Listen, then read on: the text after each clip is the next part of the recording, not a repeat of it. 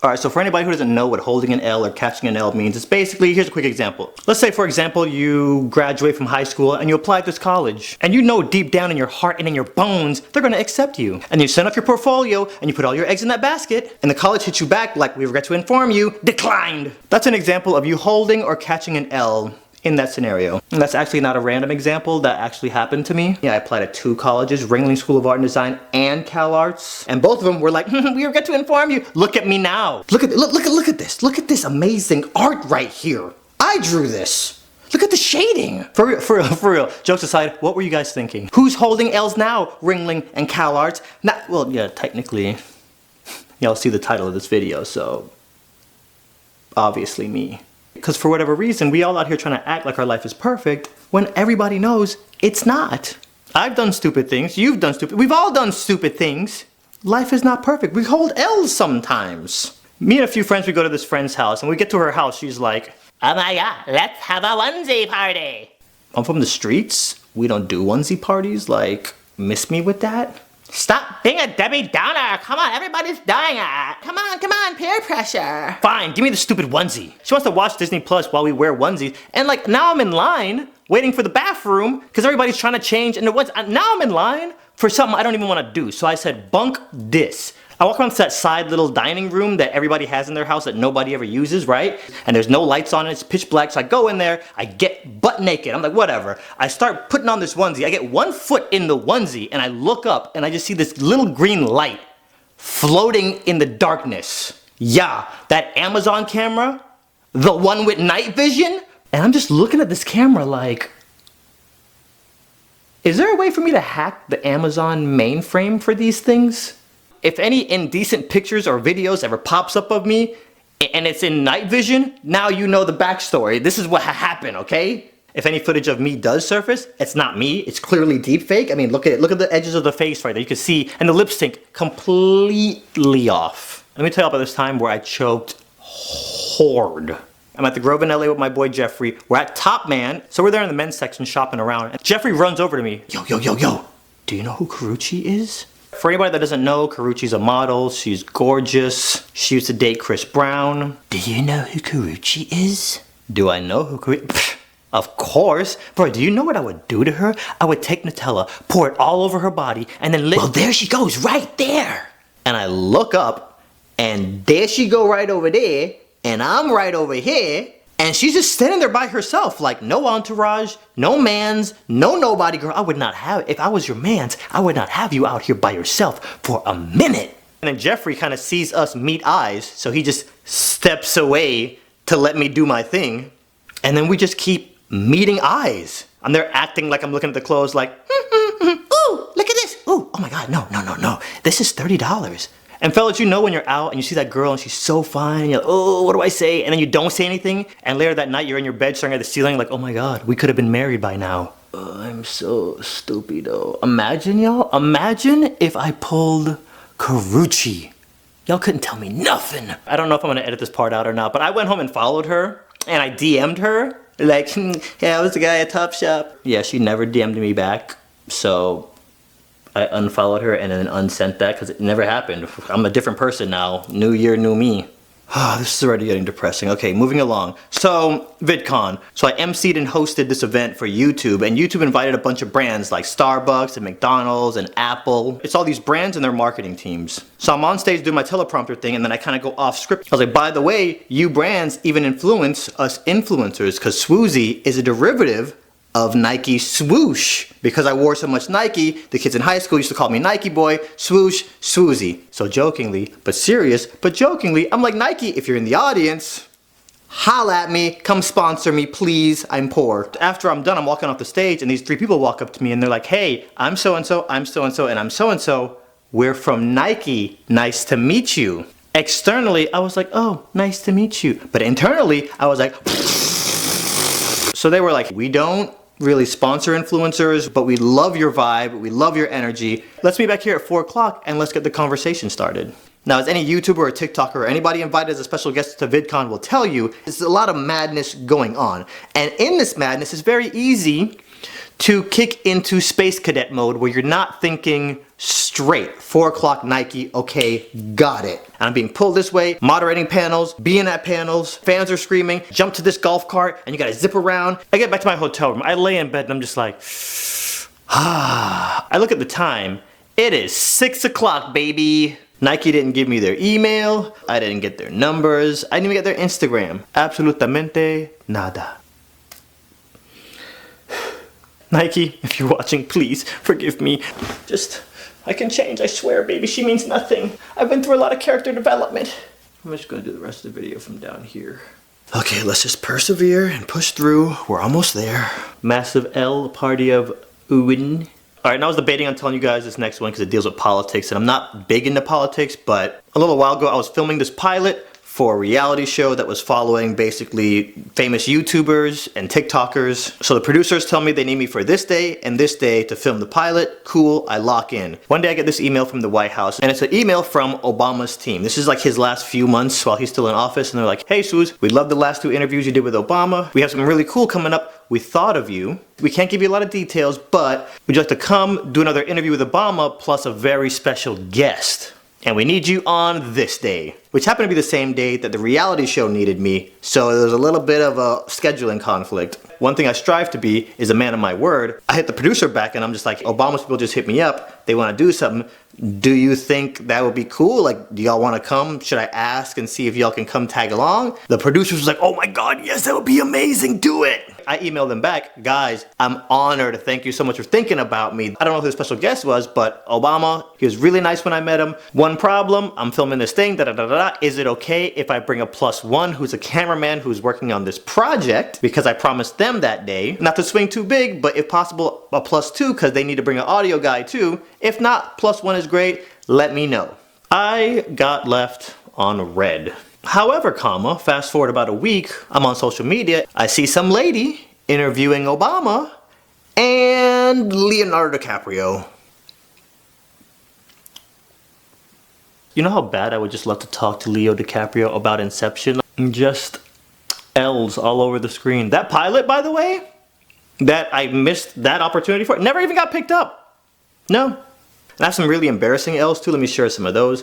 I was in Portland. I was at a grocery store. I come around the corner. This guy sees me. He's like, sWooZie, yo! Now, one thing I will say. First, if you ever see me out in public, I will say yes to a picture. But here's the thing. Whatever energy you come at me with, I try to match it. So if you come at me like, sWooZie, I'm gonna come back at you, yo! So this guy comes at me with that energy, sWooZie! So I'm like, yo, bro, what's up? sWooZie, bro, I've been following you since like middle school. I love your videos. Super high energy, right? You know, it's a quick little conversation and it starts dying down. I look at him and I'm like, yo, is it picture time or nah? This guy looks at me and he's like, nah, I'm good. I felt so crunchy after that. Like I stopped asking people if they wanted pictures. I'm sitting here like, dang, this dude didn't even want to waste 2 megabytes on a picture. Like, you could at least been like, yeah, chicken, okay, delete. Which blows my mind. You're gonna come and be like, wow, wow, wow, and then be like, ugh, picture? You're weird. So just know that if you come up and say hi to me, that dude is still in my head, like messing with me. Okay, I actually had a whole list of L's, but I'm just gonna do one more. This is getting very difficult for me. Okay, this one is more of an unconventional L. It's like a very private L. It's those embarrassing stories that you don't really tell nobody because it's like, it doesn't make you look that good. This is back in my lifeguard days when I was just about to stop working at Hard Rock Hotel. I've been keeping this suppressed for a long time. It's about time I just get it off my chest. Okay, here we go. Hard Rock doesn't let the employees park on property unless you're a manager. You gotta park over at the Universal Studios parking garage. For the people in Orlando who are familiar with the, you gotta park in that Universal parking garage that the guests park in, the employees gotta park in there. So, pull up, park, Florida be Florida, so it's humid AF. I have the closing shift, so I pull up at 3 o'clock and I just crack my windows, take one step out of the car, and I'm just like, what? Why are you cracking the windows? You're closing tonight. It's gonna be nighttime when you get back here. There's no need to crack the windows. It's not gonna be hot. Go into work my 8-hour shift at Hard Rock Hotel, come back, open the door, and I sit down, and I see a frog on my dashboard. This is not no big old bullfrog. This is not a baby frog. This is a schmedium frog, okay? He's like this big. He's sitting there chilling, looking at me crazy like I just got into his car. Society in America teaches you that if you're the man, you gotta be the man. You can't run from cockroaches, you can't cry. So now, I'm sitting in the car and I start to question how manly I am right now. I have this silent conversation as we're looking at each other, right? I'm just like, okay, look, you stay over there, I'ma stay over here. We ain't got no problems, okay? I'ma drive home, I'ma get a broom when I get home, and I'm just get you out of here, okay? You're gonna love your new home. Start my car up, start driving, I'm on Turnpike, and I just see the Turnpike lamps going over it, and we'll just call the frog Todd. You know, we're becoming friends now. I'm driving, and I just see him just sitting there chilling, right? And the street lights are going over. Todd, Todd, Todd, no Todd. No Todd, no Todd. I'm like 15 minutes from my house, so I'm just like, and I'm there driving, right? And I'm just, you can't look. What do? What if I'm driving and Todd jumps on my leg? How am I look if I cause an accident on Turnpike, 17 car pileup? Cops show up and I'm like, there was a frog. I swear to God, a frog. And in the corner of my eye, on the window, I just see a little palm. Like this. And I wanna look, but I'm good. You know? But I wanna look, but I'm good. I feel like little frog breath breathing on my neck, and I'm just like, no.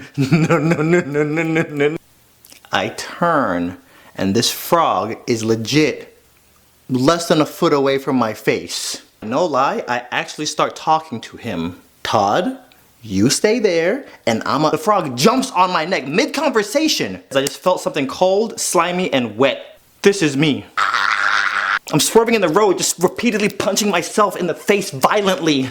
Like if I had a girlfriend and she was in the car with me and she saw that, she could never unsee that, you know what I'm saying? From that point on, no matter how hot or romantic or passionate things got, she always has that vision of, this is how it kind of went. Okay, so like you have the boy, and then you have the girl, and then who wants macaroni? You want macaroni? I think dinner's ready. So my introduction to sex was pretty much my friends at school and HBO really late at night. Shh, don't tell my parents. And if your high school was anything like mine, that's all they ever talked about. Even non-sexual stuff was like spun to be sexual. Teacher would be like, okay, open your textbooks to page 97. And the person next to me would go, oh, I'll open your book to page 97. The first one of my friends to lose his virginity when we were in school, he was 12. I know what's really going on out here in the streets. I ain't complaining, I'm just observating. And most high school relationships don't last. Some do, don't get me wrong, but most don't. You know, a guy gets with a girl, he's on to the next one, and then the next one, and the next one. You know, some of these girls come at me, and I'm like, I don't know where you been, girl. Show me the Carfax. And y'all already know you got some of them guys and girls walking around your school looking like they're in their 20s. Gorgeous face, banging body. Like, do you even go here? We actually had one of these girls. Her name was Amy. I can't even pronounce her last name. She was like Russian, and I had her in English. We get in group assignment, and she's constantly trying to get in my pants, asking me questions like, what kind of music do you listen to? Did you do the homework last night? Yo, girl, chill. Why are you asking me all these sexual questions trying to get up in my pantalones? Coming here talking about some, did I watch Real World last night? I'm just coming here to get my education. I'm just playing with y'all. I know these aren't sexual questions. Stop complaining. Yeah, I said it. Complaining slash hating. Shout out to all y'all complainers out there. I love y'all too. I don't know, people just talked about it so much to the point to where you weren't cool if you were a virgin in high school. I think one of the main reasons I stayed a virgin in high school was because, yeah, I was just busy all the time. You worry about you, I'ma do me. Stop complaining. The other thing too, when you're getting down like this in high school, like, fellas, we brag about this stuff. Girls, especially if y'all are cute, please believe this is not gonna go unbroadcasted. We had a dude, Mike, in my chemistry class. Every girl he got with got put on blast. Selena came to my house, we did the dang thing. As soon as she left, psst, sprayed in the air. You know what I'm saying? Sprayed in the air, psst, cause my mama come home like, I smell booty. I was just in the bathroom, y'all don't know what you mean, shoot. And the next week, Sasha had come to the house, did the dang thing, spray it in the air, you know what I'm saying? Because that's why I clean the house and spray it in the air, dog. And here's the thing, when you're talking about sex so much, there's a billion other things that you're not talking about. All these people selling their IPs for billions of dollars, and all these things started out as ideas. You wanna talk about sex while you're at school? That's great. In high school, I never understood going to school to skip class on campus. That made no sense to me. If you didn't want to go to school, stay home. I'd be in driver's ed class outside on the bleachers, look over and see kids skipping every single day, like literally skipping. La la la la la. And at my school, skipping was like a really big problem. So if you ever got caught, it's Saturday school or detention. Not worth it. I go to school and forget that I have a massive test that I didn't study for. So bump it, I'm just gonna skip. And lately I've been getting a lot of subscribers from England, Australia, and Canada. I don't know how schooling works over there. At my school, we had 3 lunches and 1 long class that you just stay in for that whole time until it's your lunch. And I had the last lunch, so all I need to do is skip class for the first 2 lunches, and then we Gucci. So I'm standing in the hall thinking about this, and then the late bell rings, so I'm just like, okay, well, it's now or never. And over by art and photography, there's these bathrooms that are single stalled that I always smell wacky tobacco coming out of. So I walk over there, and there's an open stall. I go in, I hide, and then I wait for the first bell to ring. So kids start going into the lunchroom, and I'm thinking to myself, I could hide in here for an hour. Or I could be a fatty and eat at all 3 lunches. And if you've seen any of my Instagram stories or my Snapchat stories, you already can know which one of these I picked. I had my main squad, Willie and Bandit, in high school, but I'd also squad hopped. I was cool with the Jamaicans, the goth kids, the nerds, the popular kids. Okay, I wasn't really friends with the popular kids, but you get the idea. I never been to this first lunch. It had a completely different vibe. But please believe, I was chilling with my Asians over there like, bell rings, everybody starts leaving the lunchroom. I start heading back to my bathrooms, and there's an administrator blocking it. So my new mission objective is to find a new bathroom, and then I'll just come out for a second lunch. Boom, we good. And now the administrators are watching all the kids going into the classrooms. I don't got no class over on this side of the building, so I walk outside and I'm acting like I'm going to another building, and then I hear, hey! Did you hear anything? I didn't hear anything. I'm just gonna walk this way now. Then I hear her say, hey, you stop! And then I ran. If you ever run from administrators, that's 3 days suspension. I sprint for like 30 seconds and I thought I lost her. Look over my shoulder and she was right there like, I'm 16 and a half years old and you're like 70. How you keeping up with me? I ain't going back to jail. I did my nickel. I ain't going back. I'm guessing a lot of kids ran from her because I felt like John Connor being chased by the T-1000. So I'm zigzagging, running around corners. I find a bathroom, boom, kick open the door. There's 10 other dudes in this boy's bathroom looking like refugees, all skipping, waiting for their next lunch. So there's like a 10-minute window between when lunch gets out and the next lunch starts. So I just have to not get caught before that next bell rings. So I'm chilling in the bathroom and then I hear the double doors at the end of the hall open and then I start hearing heels. None of these dudes know what's going down. So I run into a stall. Thank God there was nobody in it. We're in a boy's bathroom. She can't come in here, right? So the heels keep getting louder and louder, and then she gets to the door and cracks it open, and she goes, I know you're in there! Nobody says a word. If you come out now, it's not gonna be that much of a punishment. But if you make me go and get a male administrator, everybody in here is getting suspended. I'm dripping sweat. Sweat is coming out of my booty cheeks right now. My mom is from the Caribbean. I know if she finds out I ran from an administrator and got suspended, she's gonna beat me with a fridge. So once she threatens she's gonna get another administrator, one guy cracks and he comes out. Is anybody else in there? Yeah. So then another kid who's always in trouble, we'll just call him Dre. Dre is like, forget it, whatever, I'm in here too. Who else is in there? You better not cover for anybody. So he walks back in and like Dre is cool. He ain't gonna snitch. You, and just rats with no hesitation. And then he starts walking out and she's like, is there anybody else? Oh, let me check the stalls real quick. What the H, Dre? I hear him open up the other stall. You, out.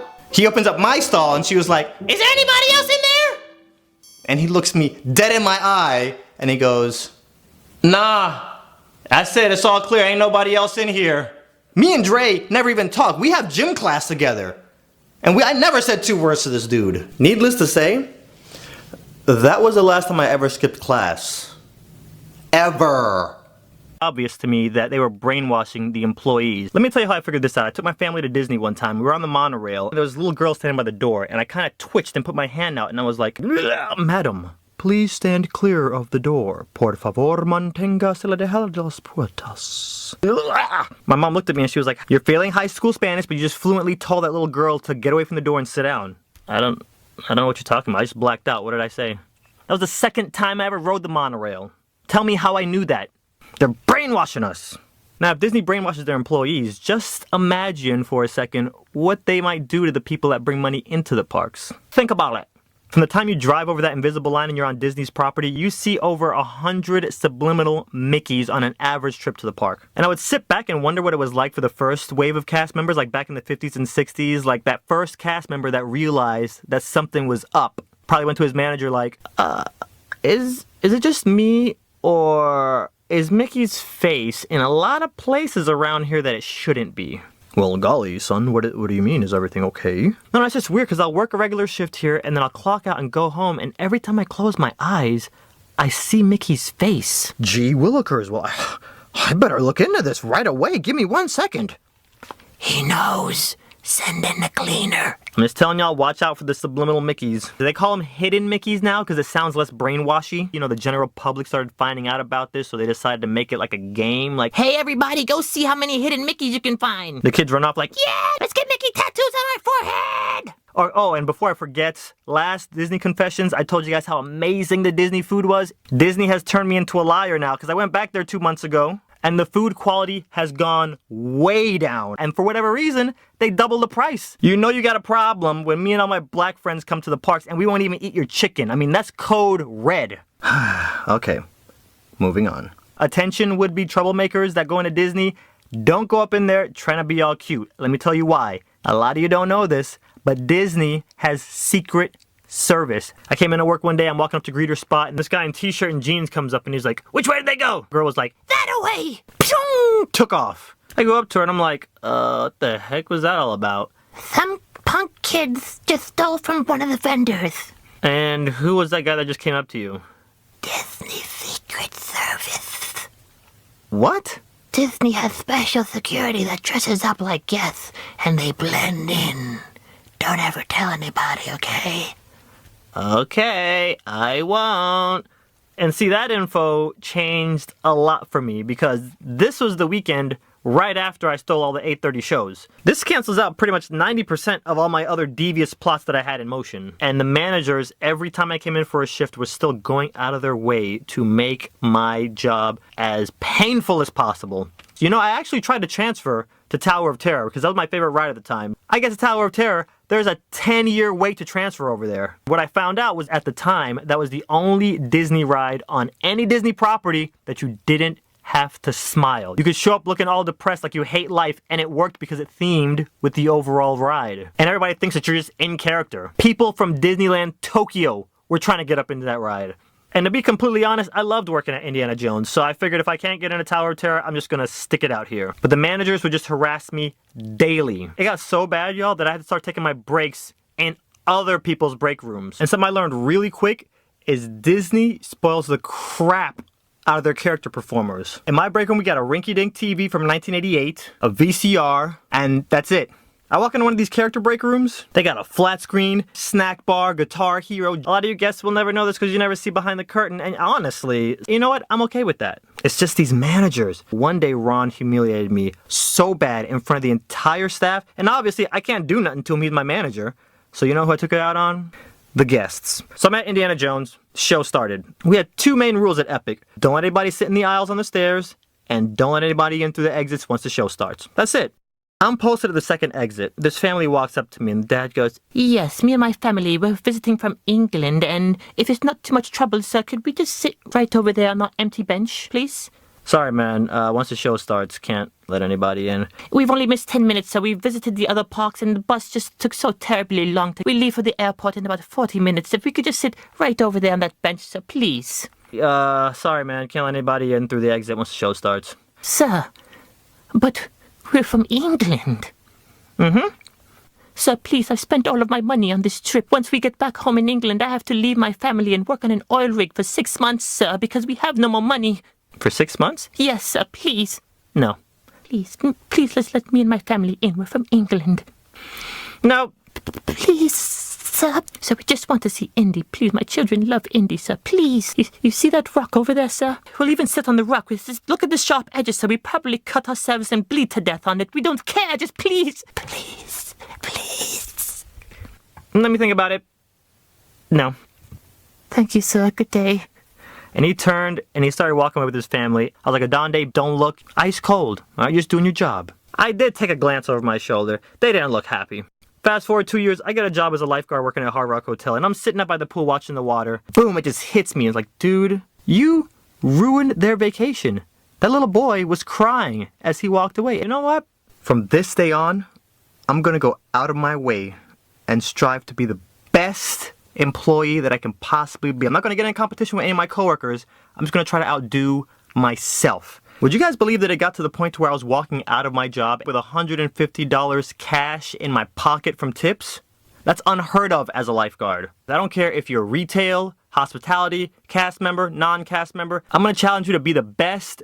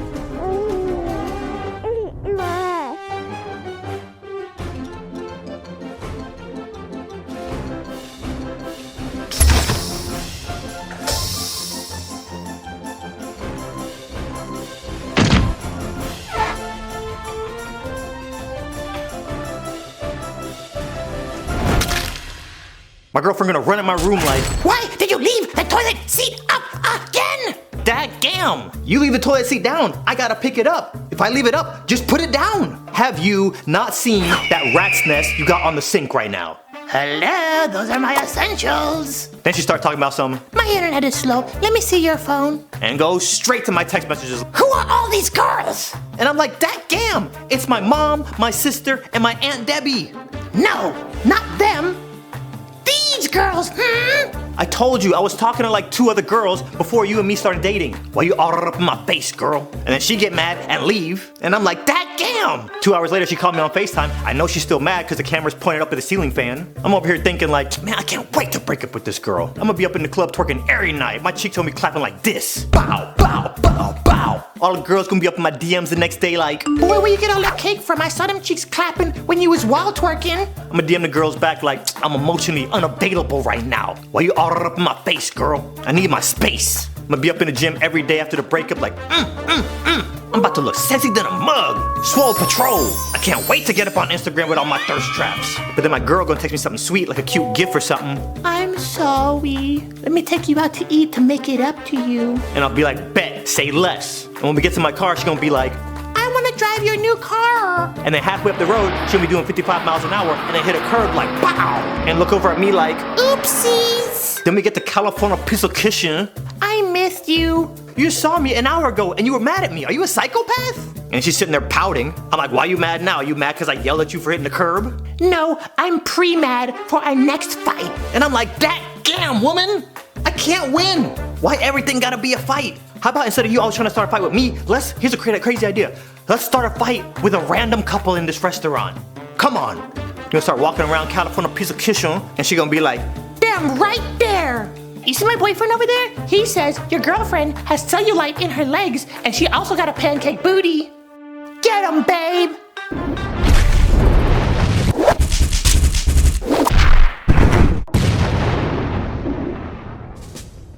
my girl gonna come visit me in the hospital with flowers, go in the bathroom and come out. You let the toilet seat up again.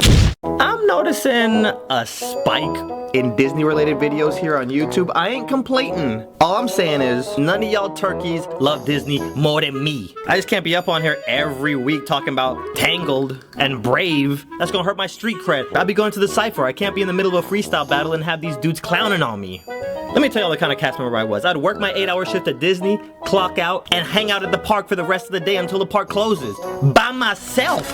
I go hard in the paint. And I do miss working at Disney, I'm not gonna lie. However, there's some things I don't miss. For example, I don't miss how everybody and their mom will be hitting me up asking for free tickets. Be getting phone calls at 6 o'clock in the morning like, Hey bud, I'm gonna need you to meet me at the gate tomorrow. I need about 15 passes. who is this?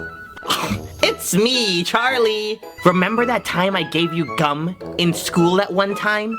Anyways, I was driving by a playground and I saw these kids and I was like, hey, who wants to go to Disney? I know a guy. I don't even know any of these kids. So if you could just meet us tomorrow. Hold on. Emilio, put down that knife.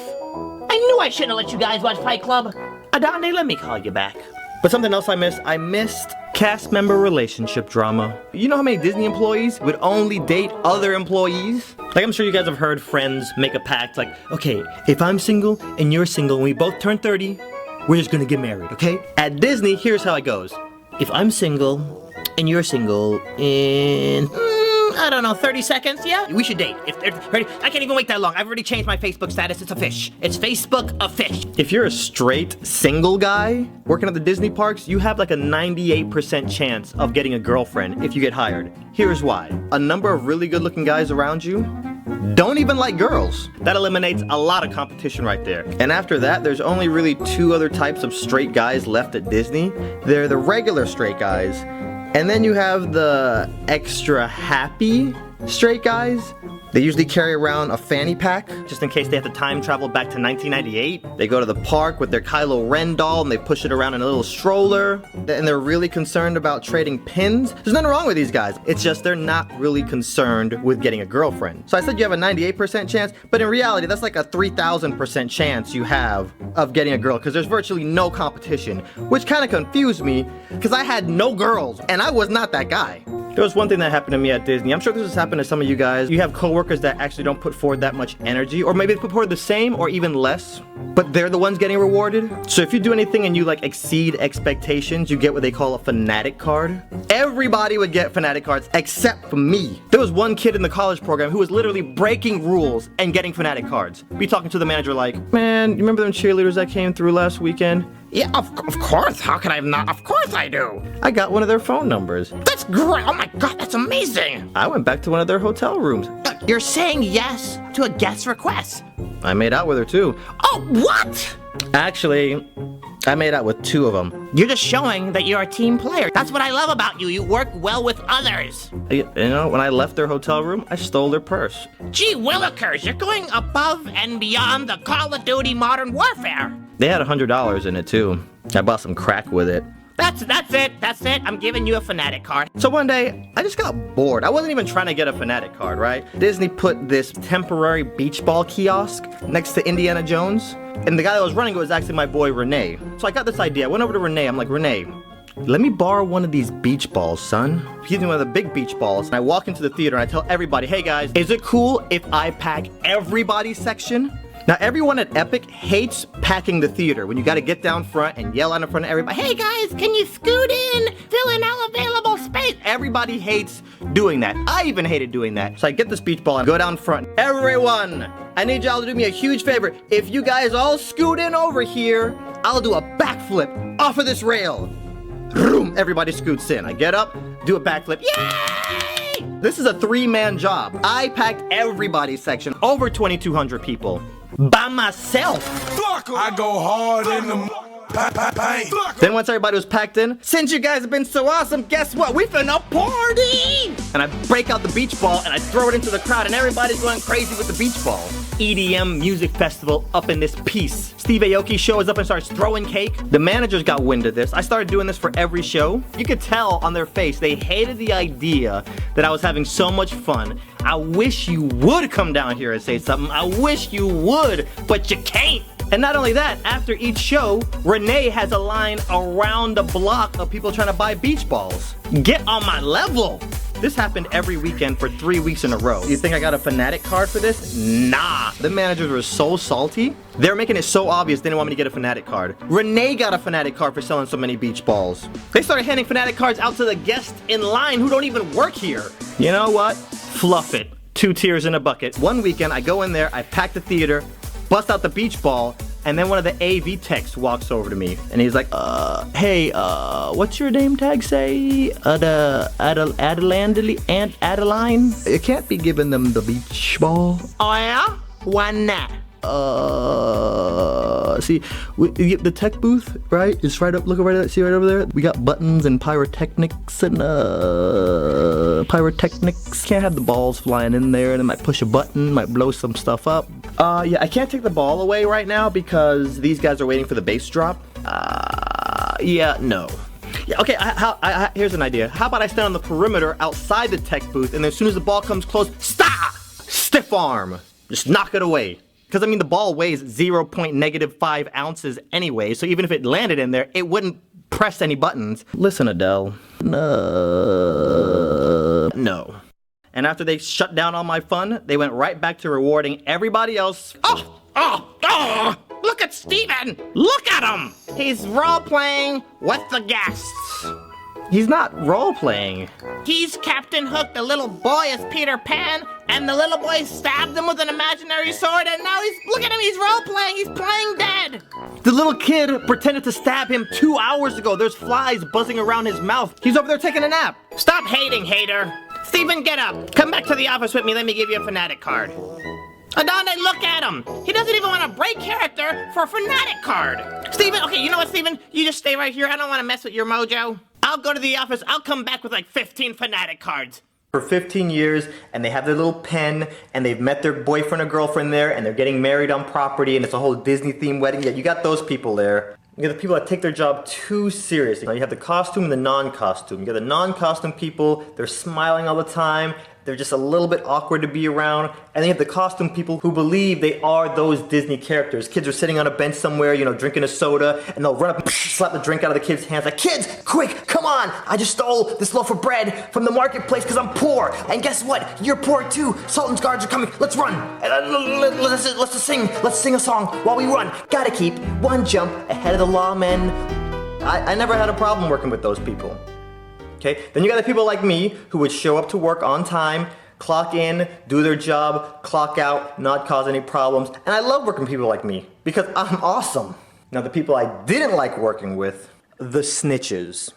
And Disney snitches are the worst. Their sole objective when they come to work is to pretty much just rat and snitch on everybody else. They think they're like spies. In reality, they're coming to work and they're jumping into their 1984 Honda Civic, but in their mind, they're in an Aston Martin cruising in an MI6, like they're a 00 agent and they work for British Secret Intelligence. There was one day I went into work and they put me outside of my ride and I was not in the best of moods to be all smiley. And in the corner of my eye, I see the other greeter standing there and he's just there tapping his foot. You know, he's staring at me with his hands on his hips like, oh, he thinks he's all slick. I see him go over to the phone. 2 minutes later, a manager shows up. Anyways, I got reprimanded that day and I'm like, dude, you're 38. Why are you ratting on some 16-year-old? Like, really, man, come on. But oh, don't get me started on the managers over there, okay? I can't talk for other Disney parks, but the managers at MGM in my section, oh, wow. Okay, so we had 5 managers and they would rotate every week and 4 out of those 5 managers hated my guts. One of them was black and you figured the one black guy would be the one that liked me. No. The black guy hated me the most. See, you can't give some black people power. We're your best friend until you hand us that clipboard. And then as soon as we get that clipboard, all of a sudden we think in our own minds we're Lion-O, Lord of the Thundercats, and we rule over all of Third Earth and Thundera. Like, you can't give some black people that clipboard. Now, the managers didn't start off harassing me. Like, this happened about 6 months in, and everything was magical at first. Like, at orientation, that was probably the best orientation I've ever had for any of my jobs ever. Like, they group all the new people up, they let you skip the lines, and we all go on rides together. You play team building games with your whole group, and it's like they seal the deal with free food. One thing I will say, Disney has the best employee food anywhere. It's pretty much the same thing they feed the guests, but it's like 70% off. And I can't speak for anybody else, but if you ever want me to do something, doesn't matter how crazy it is, take me out and give me free food.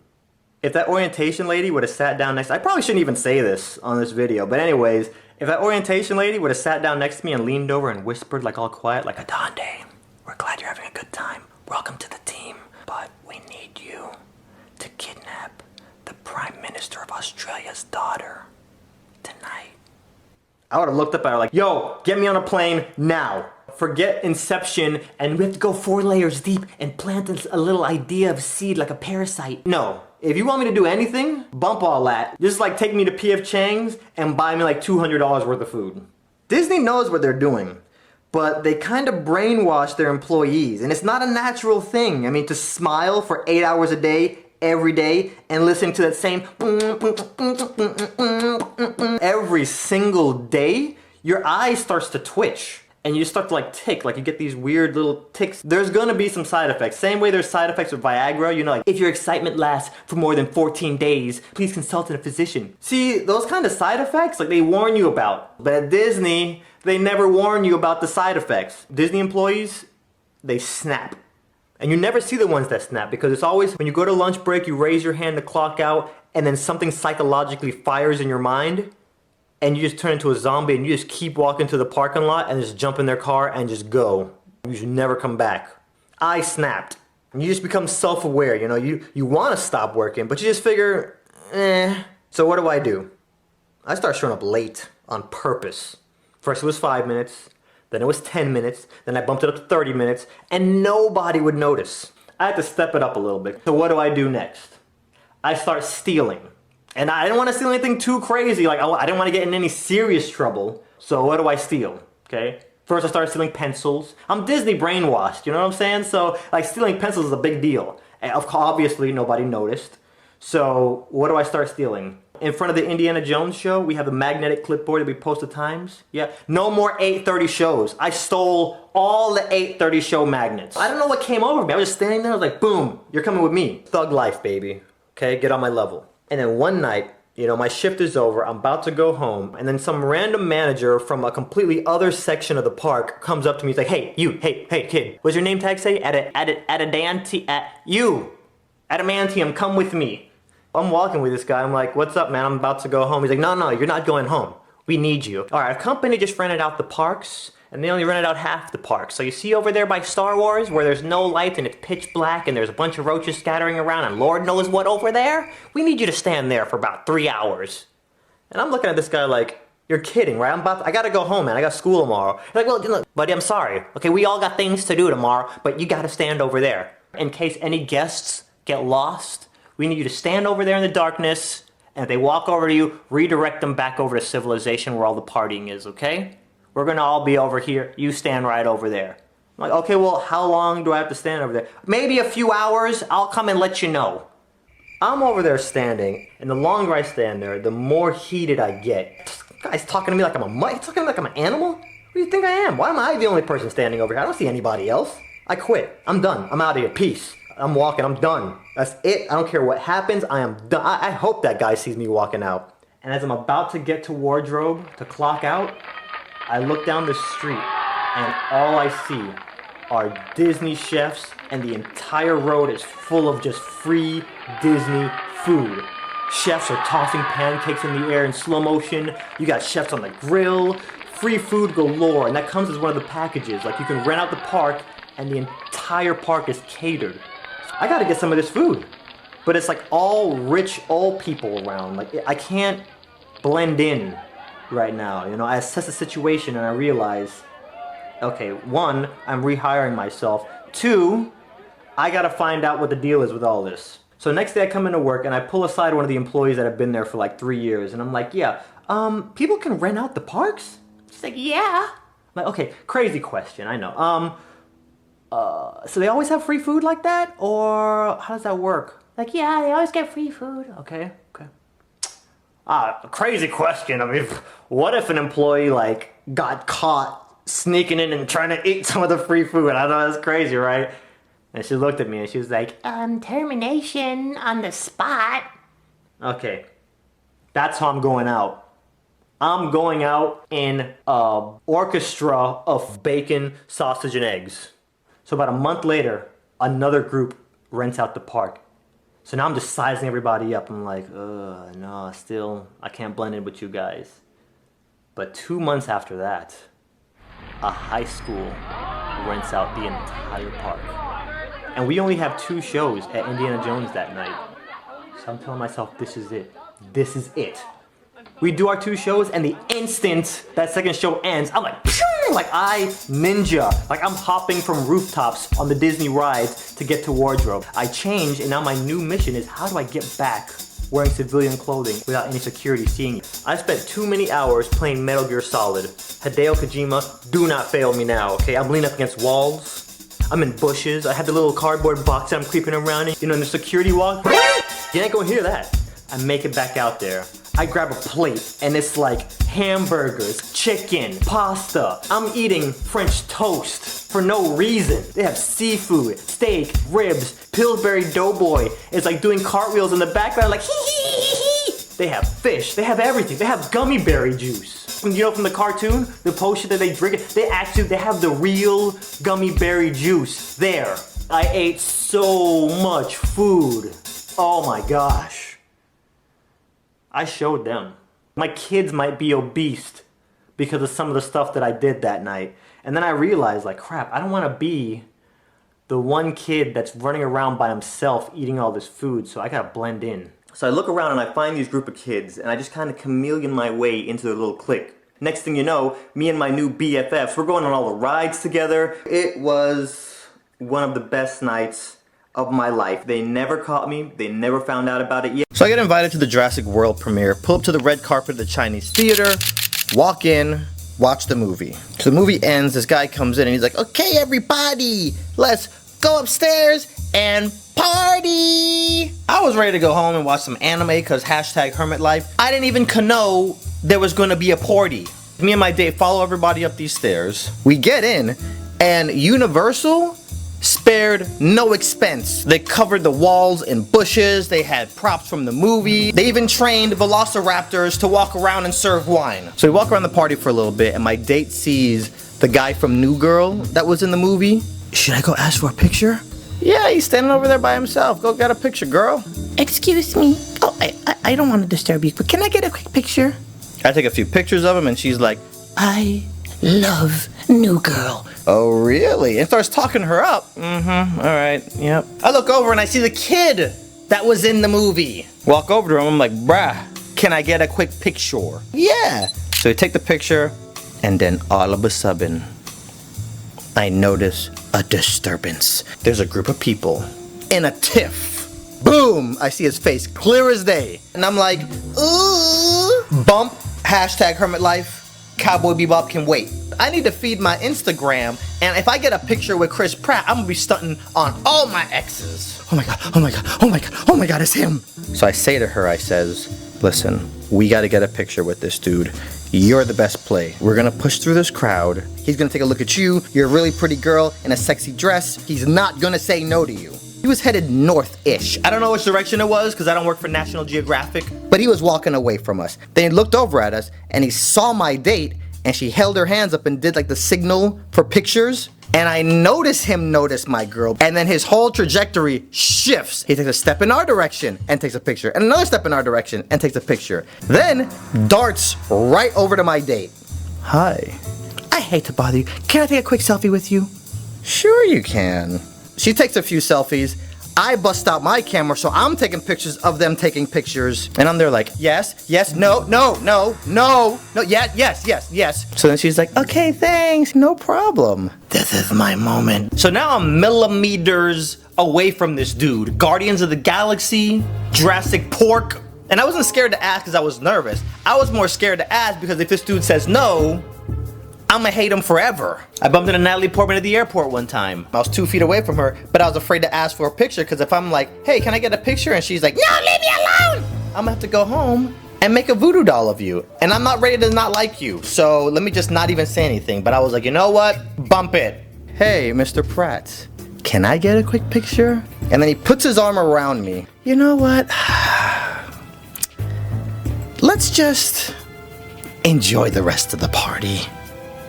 And walks away. The violin players from Titanic show up all of a sudden and they're like,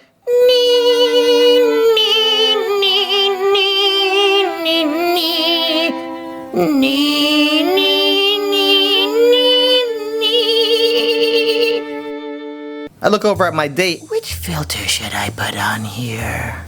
Sierra or Valencia? By the way, Adonde, can you airdrop me the pictures you took of us? I know you took 90 of them, but could you just airdrop me 75 of them, please? I just wanted one picture. And Chris Pratt's over here you didn't say the magic word.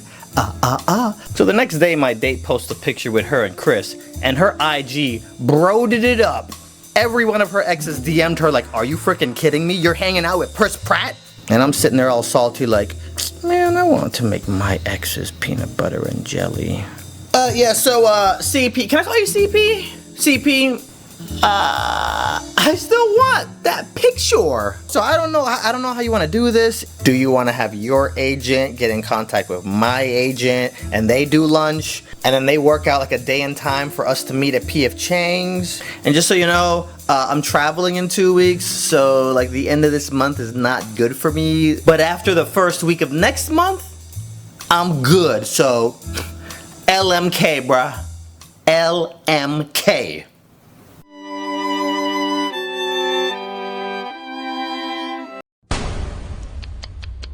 This has to be a mistake. At 1100 hours, all primary Sony systems were secure. They were, sir. Only civilian sectors were affected. Internet. People lose their game saves. That sort of thing. But then a few minutes ago, we got word that PSN is completely down. We thought it was a communications error, but now it looks like the virus. Sir, Alaska is down. What? Signals from all of our satellites are scrambled beyond recognition. Can people at least watch the tester or their Blu-ray movies? We not sure. We lost contact. Dear God. So you're telling me Sony Corp is completely open to an attack? Theoretically speaking, we could be under attack already, but we only have reported problems with the fat, pregnant-looking PlayStations, not the Slims. Who's doing this? Foreign power? Microsoft? Nintendo? Some nerd hacker in his garage? You know what? I bet it's that Major Nelson fellow. He smiles way too much. He's gotta be in on this. It's like nothing we've seen before. It keeps growing and changing and evolving, like it has a mind of its own. This can't be happening. Sir, the gentleman is on the secure line. Brewster. I'm hoping you have some kind of solution for us. I know what you're looking for, sir, but Sony is not ready for a system-wide connection. That's not what I'm reading on these forums. Kotaku and IGN.com have pictures of Xbox fanboys dancing in the streets. Now, I understand there's a certain amount of performance anxiety over there, But your boys are saying if we plug Skynet into all our systems, it'll squash this thing like a bug and give me back control of Sony. Mr. Chairman, I have to make myself very clear. If we uplink now, Skynet will be in control of Sony.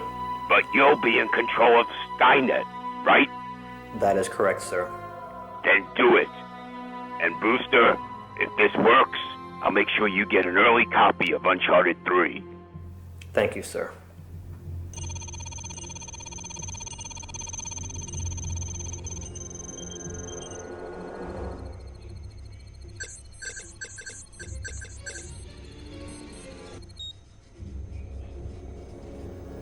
Shall I execute, sir?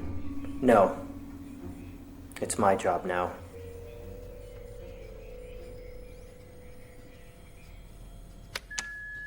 Skynet defense system now activated. What is that sound? What sound? I don't hear anything. It sounds like gunfire to me. So, what do we do while we wait? Okay, well, does anybody have a beta key for StarCraft 2? Okay, that's a no. Did anybody bring a Wii to work, maybe? Nobody? Anybody have a Wii? I brought my Wii, sir, and Smash Brothers Brawl. Susan, my dear, that was a test. And you just failed. I'm sorry, but you're fired. This is a Wii-free zone. You should know that. Go to your desk, clean your stuff out, right now. Okay, what about an Xbox? Anybody brought their Xbox today? This isn't another test, is it? No, this is not a test. Good, because I have mine. I bring it every day just in case. Good, let's fire this puppy up. Let's go.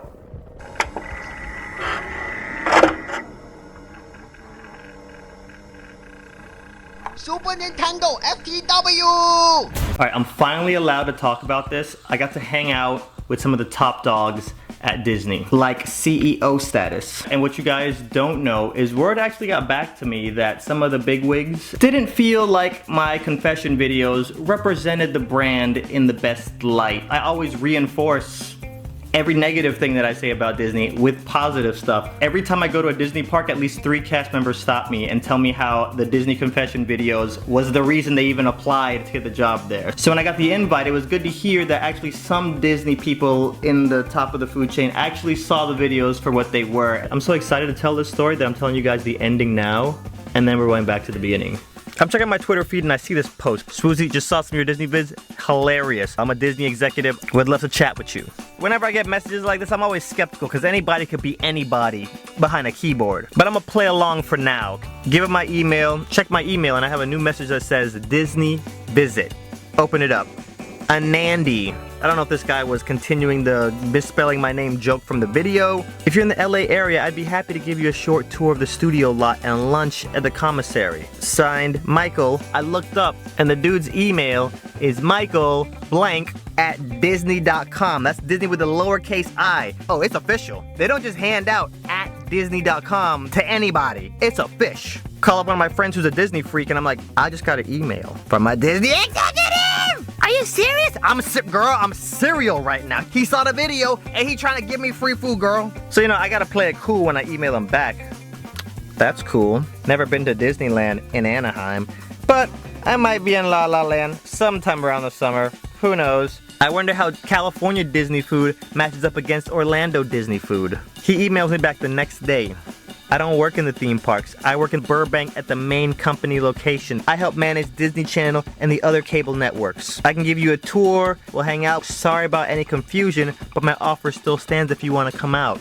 Girl, they're trying to put me in a movie! Oh my goodness, for real? Girl, you hear the tone of my voice, you know the junk just got real. I thought he was trying to have me come out there and ride some rides and buy me some food. He's trying to take me out to the movie lot. Shoot, if you act right, I might even let you chill with me and Justin Bieber when we on our yacht. You know what I mean? Girl, we gonna celebrate. Come over, we gonna watch Lion King in 3D. Bring some ice cream. Okay. And you better wear them Little Mermaid leggings you bought at Hot Topic. Okay. But I gotta be cool in all my responses, so I'm like, that's totally fine. I've always kind of wondered a little bit what it's like on the movie lot. So when I'm in the Los Angeles, Anaheim area, I'll reach out and we could link up, get a quick tour, and maybe grab a bite. So now I'm hitting up all my friends in LA. Any of our mutual friends getting married in the near future? Like any big events coming up in LA that I need to be out there for? You know? Oh, you're getting your oil changed in 3 weeks? Okay, I'm gonna be there. I got your back. No, I'm on Expedia.com right now. No, I got it. So I hit Michael up and I'm like, it appears that I have business to conduct out in the Los Angeles area. Looks like I'll be there in about 3 weeks. And he hit me back, great news, see you soon. So I fly out to LA, I hit my boy up. I'm out here in La La Land, took care of all my business. I'm here for 5 more days before I gotta ship back out to Florida. I'm free.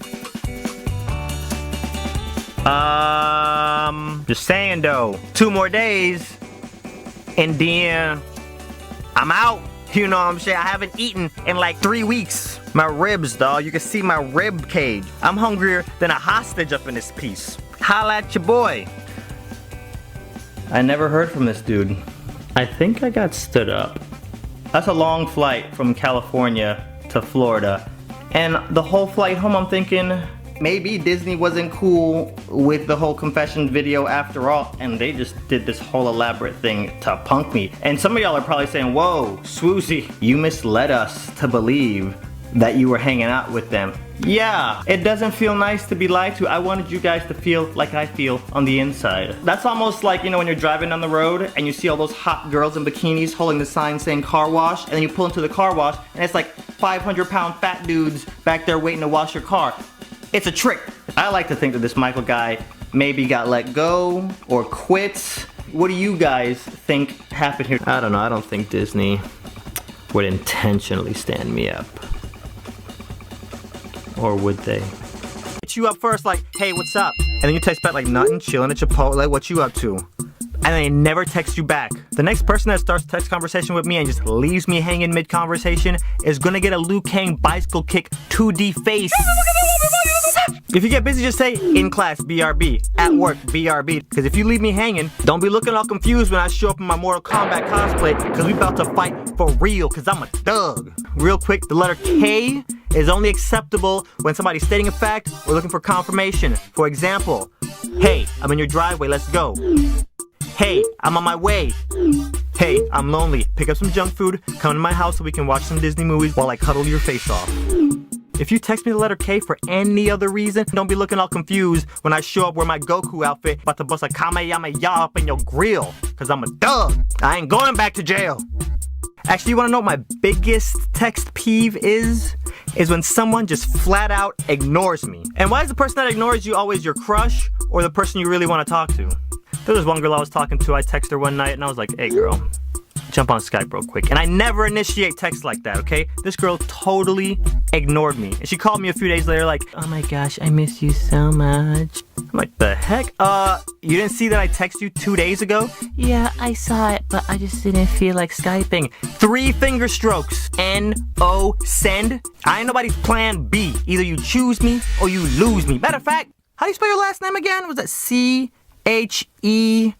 And then there's those times when you're sitting at home relaxing, checking your Facebook, and you see your friend update their status like, oh my gosh, Powerpuff Girl Marathon on Cartoon Network, hashtag 90s kid. And instead of commenting on their wall, you text them because you've got special friend privileges unlike their other 90 billion Facebook friends. And like 2 hours go by, and you ain't heard jack. And you start thinking, you know what, I don't even like stupid Powerpuff Girls. Why'd I text them in the first place? I seen you update your Instagram like 2 minutes ago. Oh, you're just gonna totally ignore me like I don't even exist. Now I'm in a bad mood when I go to watch Glee. My night is ruined. Someday, someone's gonna ignore my text, and I'm gonna jump in my car and drive over to where they live and then park my car outside their house. And when they eventually come outside, I'm gonna run up to them right as they're getting in their car and I'm like, hey, if you ever ignore another one of my texts, I will falcon punch you right in the Adam's apple. And they'll go, dude, what's your problem? Relax, man. Why are you acting like a psycho? And I'll be like, oh, you calling me psycho now? You wanna see psycho? I'll show you psycho. And falcon punch their car in half. So if you're ever at home and you walk by a window and glance out and you see me sitting in my car like I'm staking your house out, you better go check your phone and make sure I didn't text you, because we about to fight. We've all had that class where we go to the class and there's another student in the class that we kind of have the hots for. And fellas, according to society, it's our job to make the first move. So it gets a little difficult if that person is sitting on the other end of the world. And ladies, I know you guys struggle too. Like, how are you gonna make yourself stand out to that hot guy in the back of the class when you have to go through the cheerleader and the random big booty chick and that curvaceous Latina that sits directly in front of him? And he's not gonna notice you over there twirling your hair with that voluptuous booty all up in his grill. My first hickey actually came from a girl I met in class. So there's this college here in Orlando called Valencia. I'm sitting in the back row of the class and I'm right by the door. So it's me, empty seat, and door. I'm sitting in my chair and all of a sudden I hear like a lot of shuffling. I look to my right, this girl rushes into the class. Now this girl sat down so fast, whoosh, you get a huge gust of her fragrance. I know this has happened to some of you guys. Somebody walks past you and you get a gust of what they smell like a few seconds later, and I just got weak. Like, I want to tell you guys what this fragrance is, but if it ever got out, that probably would not be a good look for me. Girls would just have too much power over me. I had this class Monday, Wednesday, Friday. Wednesday comes along, sitting there, and all of a sudden I hear, but 5 seconds later, whoosh, huge gust of that demon scent all up in my right nostril. I'm like gripping the desk with both my hands and my toes are curling in my shoes. Friday comes along, okay? We only have 10 minutes of class left. Then, whoosh! And that delicious fragrance was all up in my breathing peripherals. I couldn't take it anymore, all right? Class ends and hand on a stack of Bible apps. This is exactly what happens. This girl walks onto the hallway. I walk out after her, I tap her on her shoulder. Hey. Not to be rude or anything, I don't know you, you don't know me, you come in late every single day. I'm fine with that. Problem I have is you're wearing that fragrance, and that is my weakness. I'm gonna request that you do one of two things. Either A, start showing up on time, or B, stop wearing fragrance to class. Because when you come into class and I get blasted with your fragrance all up in my nostril, I can't be held accountable for my actions. So if I lean over one day and start nibbling on your neck, don't be looking all confused. I said that to this girl and walked off. But as I turned, I saw her start to smile and I was like, yo, that was kind of G. That's some like CEO corporate boss status. Next Monday comes along. All up in my breathing peripherals. And this girl is looking forward and she's fighting back this big old grin on her face. And I'm just like, this little minx. Bunk this. This girl thinks this is a game. This is not a game. This is real life. Friday comes. She doesn't even show up to class. Walking through the hallways and I hear, hey. And it's her. She walks up to me and she goes, I missed class and I think we have a test coming up. Let me give you my number. We could link up and study sometime. Give her my phone. She puts in her number. She gives it back to me. I look at it. This girl doesn't put her name in. And then I thought, I don't even know what this girl's name is. Wouldn't you know, midway through the next week, my mom tells me, we're going out of town this weekend. The house is all yours. Feed the dogs, make sure they don't die. So you know what I'm thinking. I need to study with whatever her name is.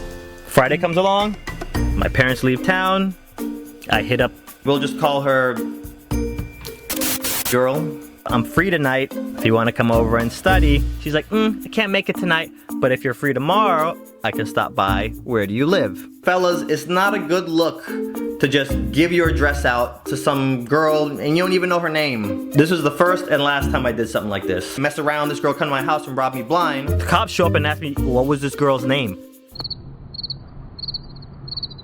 Tamar comes along. I open the door. This girl is standing there swinging her arms. She doesn't have a single book in hand. She walks in and poof, all up in my nostril cavity. All I can smell is it smelled like she showered in it, brushed her teeth in it. Girl, you finna die. Since she didn't come to the battle with her sword, we upstairs in my bedroom watching movies. So we're sitting on my bed and every time I inhale, like I smell this demon scent and I don't even smell it, I smell it. I don't even know what happened. One minute I'm watching the movie and then I blacked out and the next thing you know her earlobe is in my mouth. I tried to, this girl thinks this is a game. This is not a game, it's real life. No respawns. Actually, this is a good place to stop it. This video is getting too long as it is. So you gotta come back next week to hear the conclusion. All right, I'll catch you guys next week. Cut it. So I was scrolling through my phone the other day and I found this video. I'm scared to go home because of my grades. Do not stress yourself over grades. Grades don't define you. You could fail everything and be the smartest person in the room. You could fail out of school and be the most successful person. You can also get 100s all throughout school and be the least successful person in the room. Grades do not define your success. I've got friends and family who are still in school, but this girl said some stuff that I've always thought about. I'm scared to go home because of my grades. Every report card day was judgment day at my house. You know that feeling on report card day, right? You get home, you walk in the house like... You hand your parents your report card and you instantly start hearing that Who Wants to Be a Millionaire music. You could fail everything and be the smartest person in the room. Try going home to a Caribbean mom, like, Mom, you could be the dumbest...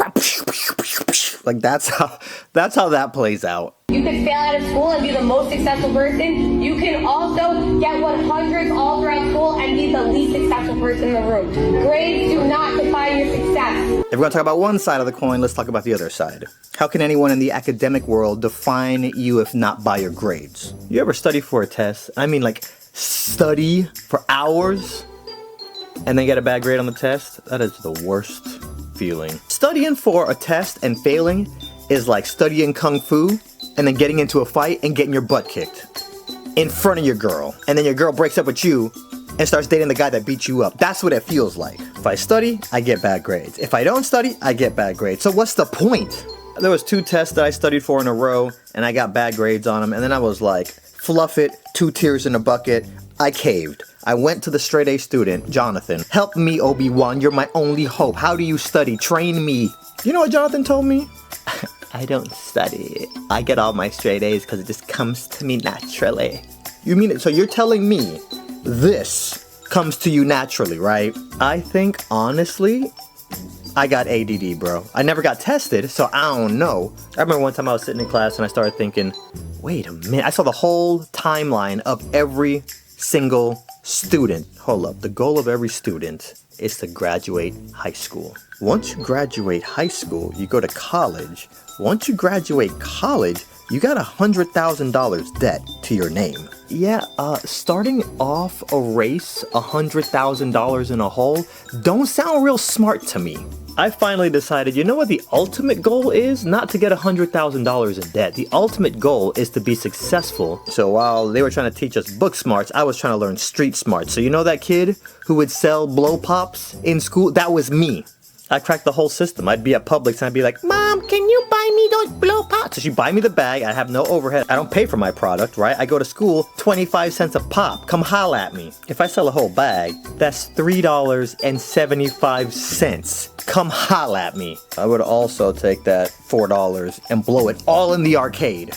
And so not a lot has changed from middle school to now because y'all don't even want to know how much money I spent on Fortnite skins. Moving on. Real quick, there are some professions and things you gotta do in life that require good grades. Doctors, nurses, really quick shout out to all those guys. If you know any doctors or nurses, take them out to lunch or dinner or just do something to make their life a little bit easier because their jobs are not easy. The NCLEX? I had a friend who studied every day for 3 or 4 months and still failed the NCLEX. Those people are angels. All right, I'm gonna end the video here, but you know what? I'm gonna drop a pop quiz on y'all. See? Gotta make sure y'all paying attention. Most of y'all gonna get 100% on this and feel real smart. You ready? Here we go. What is 5 plus 5? 10. Yes, you're right. I heard your thoughts. Okay, here we go. 2 more left. What is 8 plus 2? 10. Wow, you are good. Okay, last one. What is 13 minus 3? 10. Wow, you just got a 100. A++. This is a little exercise I saw in a video on Instagram. This exercise is to show you that there are multiple ways to get to 10. Whether you're in school or whether you're out of school already, make a goal and assign that goal as 10. And to let you know, there are multiple ways that you can achieve that goal. I went to school for 12 years And the majority of that stuff that I learned, I can't even tell you any of it. But I had a clear vision of what my 10 was. So any opportunity that came along, I could look at it and be like, is this gonna take me closer to my goal or further from my goal? When I was in school, I heard somebody say something and it stuck with me for a really long time. They said, so many young people are so frustrated because they don't know their purpose. So going back to what the girl said in this video, she's right. Your grades don't define you or your success. You define your success. If you're hearing my voice right now, that means you exist. If you exist, you have a purpose. So figure out a goal, attach it as your 10, be a good person, and go be successful. I'm out. Part 2. So then Bernard was like, bro, did she come over? And I'm like, hold on, there's a lot that went down before we actually get to that part. So now as soon as my prom date is like, okay, fine, I'm coming over on Tuesday and we can do this. Alright, I get off the phone with her. So I start looking around my room for the best spot to put my camera, and I find a good one. I turn it on to see what it looks like through the viewfinder, and then suddenly it makes this crazy noise like beep, beep, beep, beep, beep, beep, beep, beep. And on the LCD screen the eject logo starts flashing. So I eject the tape and try to put it back in, but the camera just spits it right back out. Now I try this about 10 more times, and each time I get the same results. The camera just keeps rejecting the tape. Then I start getting a little worried. I'm thinking, what is wrong with this camera? I just bought it. You know, I was feeling so good with this newly acquired information. My prom date, she kind of wants to get all crazy and she wants to tape it. So I'm feeling really good, but the more I play with this camera, the more that happiness kind of morphs into panic. Because, you know, the idea in my head now is this camera is broken. I grab the instruction manual and I go through it page by page from front to back, and then page by page from back to front, and I don't see anything about any flashing eject logo. So then I stop and I'm like, God, why? God, no. This camera has to work. And then I stopped and thought to myself, I'm saying, God, please let this camera work, but would God really want me doing this? You know, I'm no pastor or anything, but I'm pretty sure God wouldn't be a fan of me doing this right now. So I'm thinking, maybe this is some kind of sign. You know, regardless of whether it was a sign or if there was some message for me to get, I wasn't about to let this camera win. So I'm looking at this camera now and I'm like, you are not going to win this battle, Mr. Handycam. So I bust out my screwdriver and I have no idea what I'm doing, but I start taking apart this camera. Every screw I see on the camera, I'm just unscrewing it. At this point, I really have no idea what I'm doing. I'm just unscrewing random screws and stripping down the camera piece by piece. After about 15 minutes, there's all these little pieces everywhere, and it looks like I just disassembled Johnny Five in some crazy robot autopsy or something. So before it got too confusing, I started putting it back together. I put the last screw in, and then I turned it on, and the camera worked fine. So then the next day comes.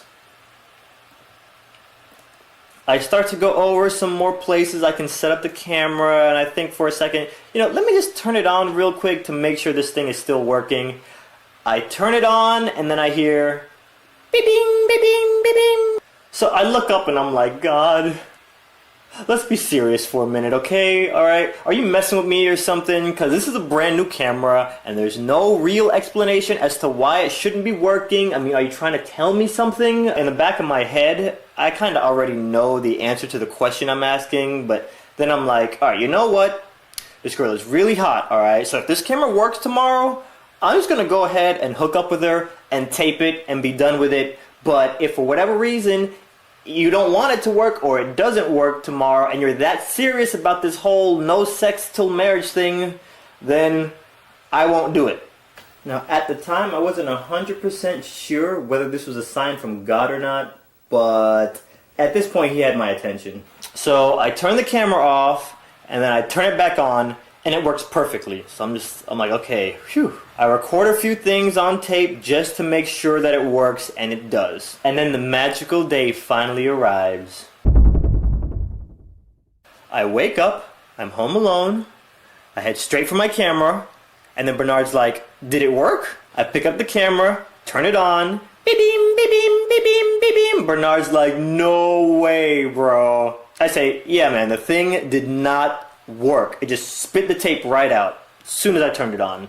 So I look at the clock and it's 9:50, so I have a few minutes before she comes over. I take it apart really quickly, put it back together, turn it on, beep beam, beep beam, beep beam. So I go to take it apart again and then my phone rings. I pick it up and it's my prom date and she's like, I'm just calling to let you know I'm on my way. And I'm like, well, there's this slight problem. My camera kinda isn't working. And she's like, that's okay, we don't have to tape it. But I'm like, yeah, I know, but I just really think that, you know, we should kind of maybe try to wait till Thursday and try again maybe. And she's like, I guess, I mean, taping it isn't really all that important, but if you really want to wait till Thursday. I'm like, yeah, I think it'd be best. So we hang up, and I'm looking at this camera now like, this is a sign. You know how when you're driving down the road and you see the sign that says something like LA 2 miles ahead, you know, the sign isn't the destination. It just points to something outside and beyond itself that's in your direct path. And at this time in my life, when I was looking at this camera, that sign was both good and bad. So I put it back together and I don't touch it for the rest of Tuesday. Wednesday comes along, and during the day, again, I don't touch the camera at all, I don't check it at all, nothing. Wednesday night comes along, I go to the camera, I turn it on, and it works perfectly. So I turn it off, you know, I get a little pillow for it, I put it on top of the pillow, you know, get a little drink, and put a little straw in the drink, and a little umbrella, just to, you know, pamper it a little bit, and I let it stay like that overnight. So my prom date calls that night and she's like, okay, are we still good for tomorrow? And I'm like, oh yeah, we're good. All systems go. We are ready for launch. Lights, camera, just waiting for the action. Let's make it happen. I'll see you at 11. And then, Judgment Day. I wake up. I slowly make my way over to the camera. I pick it up slowly and gently like it was that artifact at the beginning of that one Indiana Jones movie. I turn it on. Beep beam, beep beam, beep beam, beep beam. I was like, no, God, no. I take it, I smack it, I tap it, I blow in it, I shake it. I'm going crazy at this point. I turn it back on. Beep beam, beep beam, beep beam. I look at the clock, it's 9:30. I'm like, oh my gosh, I'm freaking out right now. I take it apart again, I put it back together. Beep beam, beep beam, beep beam. It was the worst I had ever seen it. Like, this thing was going ballistic. I look at the clock again, now it's 9:50. A wave of acceptance just washed over me. And I sat there and I knew what I had to do. I picked up the phone, I called my prom date. She picks up the phone and she says, I was just getting ready to hop in the shower and then come over. And I sit there and I'm just like, actually, it'd probably be best if you didn't come over. And she's like, what? I'm like, yeah, well, you know, we just really shouldn't. And she's like, if you're worried about me having a copy of the tape, then I don't need one. You can just, if you want to tape it, you can tape it and keep a copy, but I don't need one if that's what this is all about. And I'm like, no, it's not that, you know. She's like, what, is the camera not working or something? And I go, yeah, you know, yeah, it's not working, but, you know, I thought about it a little bit, and we probably shouldn't do this. I'm sorry, you know, it's just, I'm gonna try to do this whole Christian thing, and it just, you know, it's just, I can't. And she goes, I'm a Christian too, it's not a big deal, just let me come over. And I'm like, yeah, but they make it pretty clear, God doesn't want us doing this outside of marriage. And, I always say I love God and stuff, but I never really show it with my actions. It's right here we start to go through a few moments of that awkward phone silence. And then we start talking back and forth a few more times. And she's like, are you absolutely positive you don't want me to come over there? And I say, I'm really sorry for dragging you along with all this. It wasn't my intention, it's not that I'm getting cold feet or anything like that. I just think it'd be best if you didn't come over. And then, we just hung up. Then Bernard says, and you guys never did it. And I'm like, nope. And then he says, bro, God has never interrupted or done anything like that to me, because my first time was like, done. I used to want to wait till marriage too, but, the damage has kind of already been done. I told him, yeah, you know what, bro? I've done a lot of thinking about this, and I've put myself in your situation. And, the thought that I finally came to was, just because we've done something doesn't mean we have to keep doing it. So then Bernard says, well, you know what, bro? God will still love you even if you're having sex outside of marriage. And I respond, yeah, you know what? But I've thought about that a lot too. And, I look at it as I have a child who's being willfully disobedient. You still love them, wouldn't you? But, same thing with a good parent. The harder you try to please that parent, the harder they'll in turn try to please you. And it's pretty safe to guess that God works in a similar fashion. And Bernard is quiet for a second, and then he says, bro, I gotta shake your hand. So he reaches his hand out, and I shake it, and then I'm like, why do you have to shake my hand? He said, because you know what? I believe in you, man. You're gonna wait until you're married, and then on your honeymoon night, you're gonna be like, and rip your wife in half. And then you'll be in the newspaper, and it's gonna say really big at the top, first man to ever rip woman in half with bare hands. And I'm gonna tell everybody I know the next day, yeah, bro, I totally shook that guy's hand. Anybody here ever procrastinate at all? Maybe a little bit, sometimes?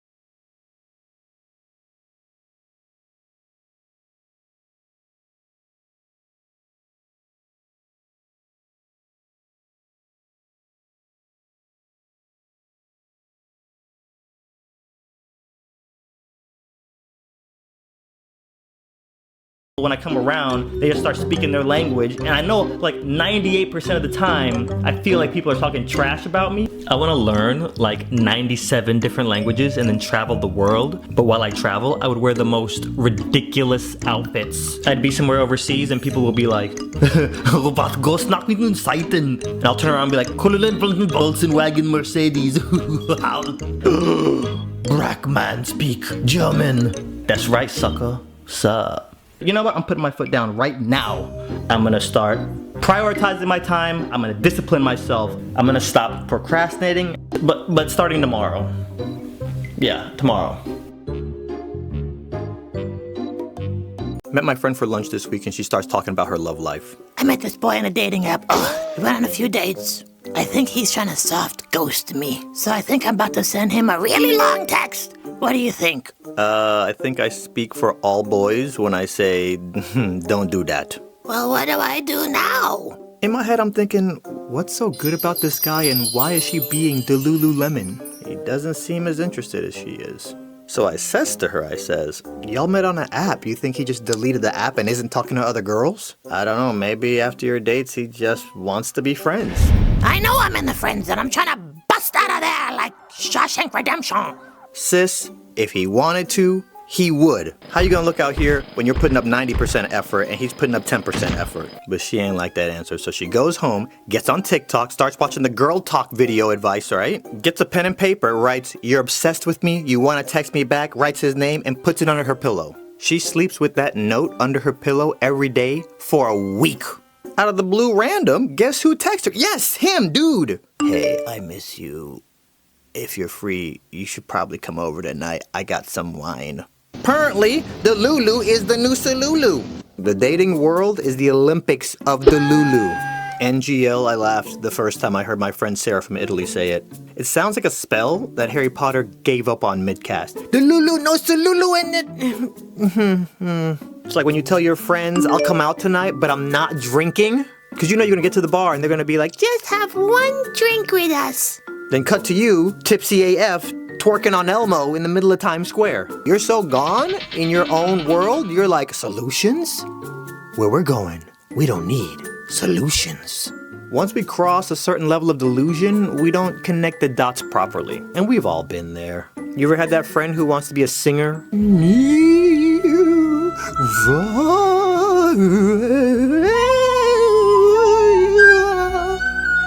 Or a rapper, you know, you want to be supportive. Cash Money Records taking over for the 9 of the 2000s. So yeah, delusions are basically having beliefs that contradict reality. But let's talk about how delusions are actually solutions.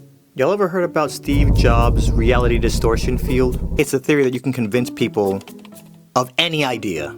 Any of y'all remember how Apple used to be whack? Nobody was buying Mac anything. Fast forward to a line wrapped around the block of people waiting to give Apple their $600 like, shut up and take my money! Steve Jobs was the king of the Lulu being the Salulu in the best possible way. He looked at glass and metal and basically saw the future. It's like being at a party and you're dancing to music that only you can hear and everybody's looking at you like you're crazy. Then the beat drops and then everybody suddenly hears the music and now you're the life of the party. Success is basically making everybody see what you see in your mind. Here's a secret sauce. The magic trick is alignment. You gotta make your delusion align with reality. And when you do that right, you start getting those iPod ideas. So the next time somebody calls you delusional, they're probably right. But now, you gotta make your delusion align with reality. And when you do that right, that's how you make the Lulu the new Salulu. There are some people in the world who think they're the center of the universe and that everybody else around them are just random NPCs. They just do stuff for the plot. Mid-key, low-key, social media kind of shapes us into having main character mindset. Take pictures of yourself, film yourself, edit yourself, post about yourself. Not all of us have main character energy. Actually, some of us have sidekick energy. And main characters love sidekicks. I'm Batman, you Robin.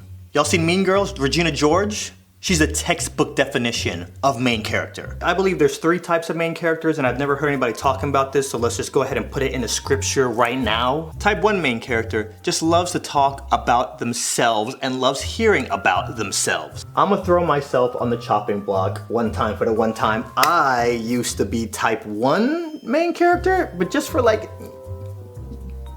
3 years. I didn't realize until a friend called me out on it, and it's important that when friends call you out on it, you don't get all mad and salty, okay? Type 2 main character energy is when you're a main character with your actions. So when you're at that festival and you've been standing all day and you turn to your boyfriend and go, put me on your shoulders, that's some main character type stuff. Your back hurts, so you know his back hurts. Your feet hurt, so you know his feet hurt. And then you're blocking the view of everybody behind you. Getting on somebody's shoulders one time at a concert or festival doesn't make you a main character, but I'm just giving you guys an example. Because there's some people who operate like that every day, all the time. And type 3 main character is where you're a combination of type 1 and 2. Life is a movie, y'all. When filmmakers go to make a movie, they have a bio for each character. What are we putting for the characteristics in your bio? Mischievous, flirty, self-centered, egotistical? What would all your friends write if they were writing your bio? You are a main character, not the main character. I was chilling with this girl I was dating at the time, my friend and his girlfriend. We're watching The Great Gatsby show. Show's still going on, my friend's girl goes, I'm hungry, let's leave, let's go to In-N-Out. Bet, say less. So we leave, we're walking to the lobby of the hotel. I turn to say something to my boy. Him and his girlfriend are gone. Ghost Protocol, Phantom Menace. So I jump in the group chat and I texted them my text, where y'all at? The girlfriend goes, we're tired, we went up to the room, but go to In-N-Out, get a number 2 animal style for me and a number 1 for him. First of all, we left because of y'all. I'm still here thinking about step 1 when y'all just ditched us in the lobby without saying bye. So that means y'all conversed with each other like, let's leave. And bounced. La la la, we're out. And then leave without saying bye? Their hotel where we're at is right here. In-N-Out is right here, and my hotel is all the way over here. So y'all want me to leave here, go to In-N-Out, turn around, come back, walk the food all the way up to you, drop it, and then take another $80 Uber all the way to my hotel? This girl and this guy are 2 of my favorite people, so I would have done this for them. However, there is so much disrespect on this screen right now. And just so we are 8K 4XD high definition clear, there is nothing wrong with being a main character because you're the main character in your movie. Problems start happening when you're the main character and you're treating everybody else like they're a supporting character or an extra in your movie. If you're walking around doing side character moves, nix it, cut it. So I'm gonna challenge all y'all to be a main character. Live your life like it is a movie. Create memories whenever you can, even if you're gonna meet somebody for lunch later on today. Because when you really stop and think about it, people are like universes. All the intricacies of their preferences, their likes, their habits, their past, like they're universes. So yeah, tip your server, return that shopping cart, help people in need. That homeless person that you're driving past on the side of the road, they're the main character of their movie. Just because they're homeless doesn't make them any less of a main character, think about it. So in closing, I think the problem with main character is the lack of respect. Jim Quick said this one time, he's a great motivational speaker. Life is like tennis. The better you can serve, the more you can control the game. Jane's house. I knock on the door and her mom lets me in. Now to get to Jane's bedroom, you have to walk down this very long hallway. So I walk down the hallway and I get in her room and Jane and Pam are off in the corner and they see me enter, but they don't say anything to me. They're just mumbling something to each other and whispering like, yeah, I don't really know what's going on. I just figure it's inside girly joke stuff. I don't even know. So I sit down, take out my phone and call Warren. It rings, he picks up, and I'm like, hey dude, where you at? You know, I just got to Jane's house. I was just wondering how much longer till you get here. He's like, oh, you just got there? Okay, no problem. I'll be there in a minute. So I hang up the phone, and then I look up, and then Jane is standing right there in front of me, and she has this very sinister, kind of evil look on her face, but it's a girly sinister, like I'm up to no good kind of look. She leans over, and she closes her door and locks it. And I'm thinking, okay. And then she puts her hand on my chest and slowly pushes me back onto the bed. And she grabs my 2 hands and puts them above my head. Pam quickly grabs them and she ties them up. I don't even know if she's using a sock or what. It felt like a sock, but I couldn't really see. I'm looking up and I'm like, okay, my hands are being tied. Again, this is all true, guys. It happened this fast and this random, like totally out of the blue. Like no words were exchanged even at this point.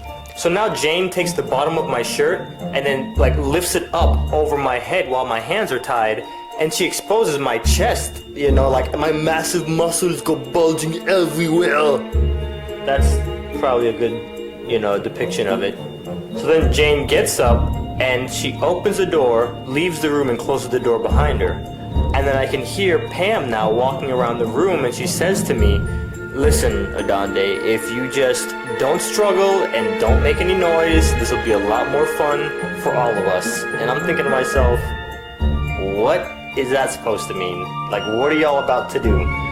So then I hear the door open and close, and I'm guessing Jane is back in the room now because I can't see anything. So then I just hear like a lot of whispering and murmuring, like, You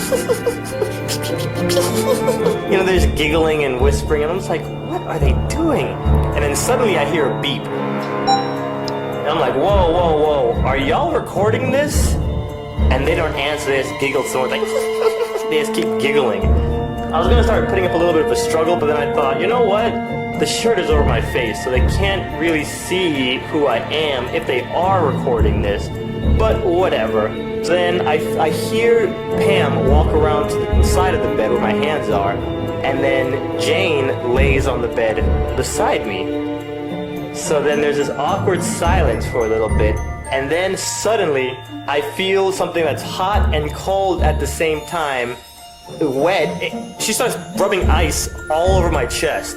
As soon as I felt it on my chest, like I jumped and I was like, ah! And I started like squirming and making noise. And then Pam quickly covers, like she puts her hand over where my mouth is. So now I'm just like, ooh, ooh, ooh, ooh, doing a lot of that, while Jane starts to rub this ice on my chest.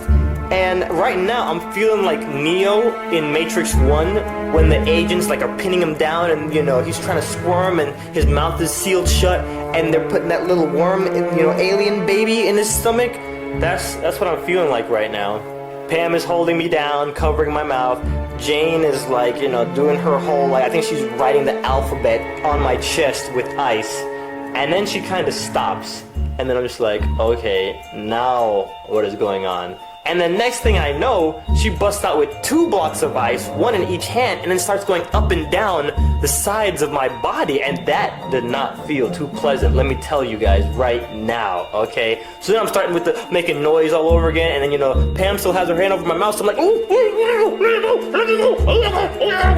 I'm doing all that action. So then she starts rubbing it in circles around my belly button, and then I feel her fingertips with her other hand kind of start to creep around the top of my boxers, and I'm like, I know this girl is not about to go into the no-no zone with that ice. I know this. And sure enough, she starts to lift the boxers, and then I hear, and her mom opens the door and starts with, hey Jane, Warren's hit.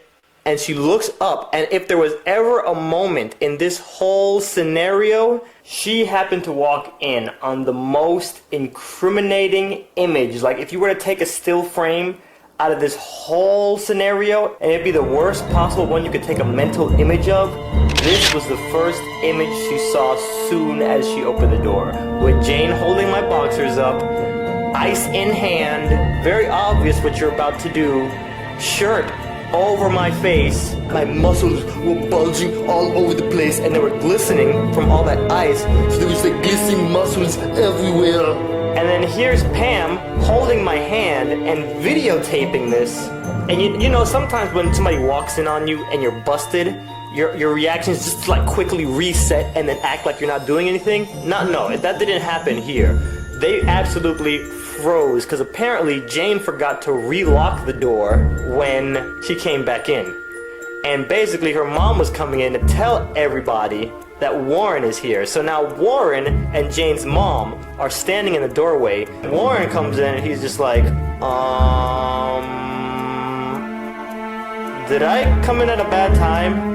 And you think the girls would have helped me get untied or would have taken the shirt off from about my head? No. It all gets very gray right here because in my head, I'm just like, crap, mom walked in, saw all this going on. I'm probably going to end up being the bad guy at some point here. I'm going to be the one that's going to get blamed for this somehow, even though I'm the victim. And believe it or not, for the next few weeks, even actually the next few months, anytime Jane or Pam saw me, they would always refer to me as Ice Boy. And they would always do it when my other friends were around or when their friends were around. So they'd say, hey Ice Boy, what's up? And naturally, people are gonna wonder, why are you calling him Ice Boy? And they'd be like, no reason, yeah. Now I never did see for sure whether or not Pam was videotaping this whole thing, but I just hope the Ice Boy video, if there is one in existence, never makes its way to YouTube or the internet. Yes. Oh, I really like how the buns look. Work it? Yeah. Oh, let me fix the buns. Oh, the sesame seeds look great in this one. Yes, I love it. I love it. Now make me hate it. Which filter should I even use? Walden or Nashville? Walden, Nashville. Border? No border. Let's go with border. Hashtag hamburger, hashtag swag, hashtag turned up, hashtag foodie, hashtag DBJ, hashtag don't be jealous, hashtag I know you are jealous, hashtag going on a jog after this. Are you kidding me? Catherine's back with Austin. They've broken up like 8 times already. Why did you just like her Facebook picture? I don't like her picture. I like her shoes. Zombies be like, "Grr." Dead people be like, ugh. Oh my god, this is so funny. Setcom uplink enabled. Sorry, guys, they're over here. They're on B-side. Wait, are you kidding me right now? You have to be kidding me. You're playing video games right now. I took this day off so that we could spend time with each other. This is supposed to be me and you time. I have had it up there. Oh my god! This is really happening! Say goodbye to your Xbox, your PlayStation, and your PC. No more distractions! Work it? Yeah. Oh, let me fix the buns. Walden or Nashville? Walden. Give me the phone. Excuse me, waiter. Separate checks. Any of y'all ever lay down to go to bed and can't fall asleep because your brain won't shut up? No? Nobody? Just me? Cool. Well, if you're like me, then you are not alone. Let me stop. Anyways, y'all see the title. These problems are caused by our thoughts. And for you normies out there, let me tell you why us overthinkers are late for hangs. We're indecisive. We lay an outfit on the bed, try it on, look in the mirror, nah. Change, new outfit, nah. Why come these pants make my cheekbones stand out? Change again. Bro, I'm ugly. Why do I even try? How do I have friends? It's a vicious cycle. The question you need to ask yourself is, how many times has worrying added a single hour to your life? 0. Oh, and I know you know about them conversations that happen, and then a few hours or a day later you be in the shower like, oh man, I should have said this. Oh, bruh. Also, overthinkers, we care too much. I think that's the main problem. You ever dated somebody who overanalyzes everything? It's like walking on eggshells at all times. Listen, if you're in the talking phase, don't post cryptic social media posts, okay? Don't post cryptic anything. Stories, tweets, nothing. When you jump on Twitter and you post something like, oh, it's like that, with 0 context, just don't be looking all confused when your POI drives by your house and throws a brick through your window at 2 a.m. That's rocket fuel for an overthinker. Because we instantly assume it's about us. And if we don't, we spend the next hour wondering who you're talking about. Fellas, it's almost like when your girl have a dream about you and you cheated on her in the dream and she wakes up mad at you in real life and you ain't do nothing, right? You see her and she's just mad at you. You're like, what's wrong? You know what you did. It's kinda like that. Not for nothing, you have usually 2 types of overthinkers. The ones that confront you and the ones that will just stay quiet and be in their own head. Anybody that's gonna confront you will straight up be like, yo, is this about me? And they're probably gonna ask you that every time you post something cryptic. And the ninjas who are just gonna internalize, we're just gonna sit there and think to ourselves for hours or days and just go crazy. And overthinkers, let me talk to y'all for a second. Overthinking, as you already know, leads to anxiety. And we don't need any more of that. You know how many times we will add you to our close friends list on Instagram and then remove you from our close friends list on Instagram? A lot. You don't know this, but you be getting removed and added frequently. Overthinking leads you to worrying about problems that don't even exist. Worrying fixes nothing. Overthinking fixes nothing. I'm jumping on here to talk to my overthinkers. I'm also jumping on here me to me. I'm just super saying, this video's for y'all, but it's also for me. I got a good handle on it now, but every now and then it'd be flaring up. A typical overthinker, they wake up, they start their day, and all of a sudden they think, I wonder if aliens really do exist. And the next thing you know, they're in a full-blown argument with their friends about the next alien invasion. Get in agriculture, bro. Stock up on water, they're coming. War of the Worlds. Okay, E.T., Pacific Rim. Where you think all these screenwriters be getting their ideas from? The aliens, they're up there watching us right now. What do you think AI is? It's the aliens. Look at me, shh. It's the aliens. You ain't gonna be laughing in a few more weeks when they come down. Watch. And don't ever take the bait when they want to talk to you about the apocalypse. If overthinking burned calories, firstly, my 6-pack would be a 9-pack. My jawline would cut glass. I would just walk through the mall and everywhere. Worrying fixes nothing. Overthinking fixes nothing. How many times has worrying added a single hour to your life? 0. All you need is the right mindset. Stop worrying about tomorrow. Stay positive. To all my overthinker friends out there, let me just remind you, you've made it through a lot of bad situations, and you might be in a mental bad situation right now. The same way you got through the other stuff, you can get through this. Avoid letting your brain go to the default negative. Anytime you catch yourself overthinking in the negative, force it to the positive. I don't know who needs to hear that, but I'm gonna put it out there in the metaverse, universe, multiverse. I'm out running errands, meet this girl randomly, get her number, text her for about a week, and then take her out on a date. That's all the backstory you need. I get in the Uber, go to her place, pick her up. We drive over to this Italian restaurant in Beverly Hills. We get a seat outside and she's like, let's drink wine. Mind you, we haven't even looked at the menu yet. Server comes over, we put in our orders, and the millisecond this guy leaves, she starts talking about her ex. Let's call this dude Alex, since Alex is the guy I'm collabing with on this video. He's helping me with the animation. I am so over Alex. He is done. Don't like him. We each have 3 glasses of wine, and I don't even drink wine, so I don't even really know how it's gonna affect me. Food comes, we eat. Server brings over the bill. It's actually not that bad.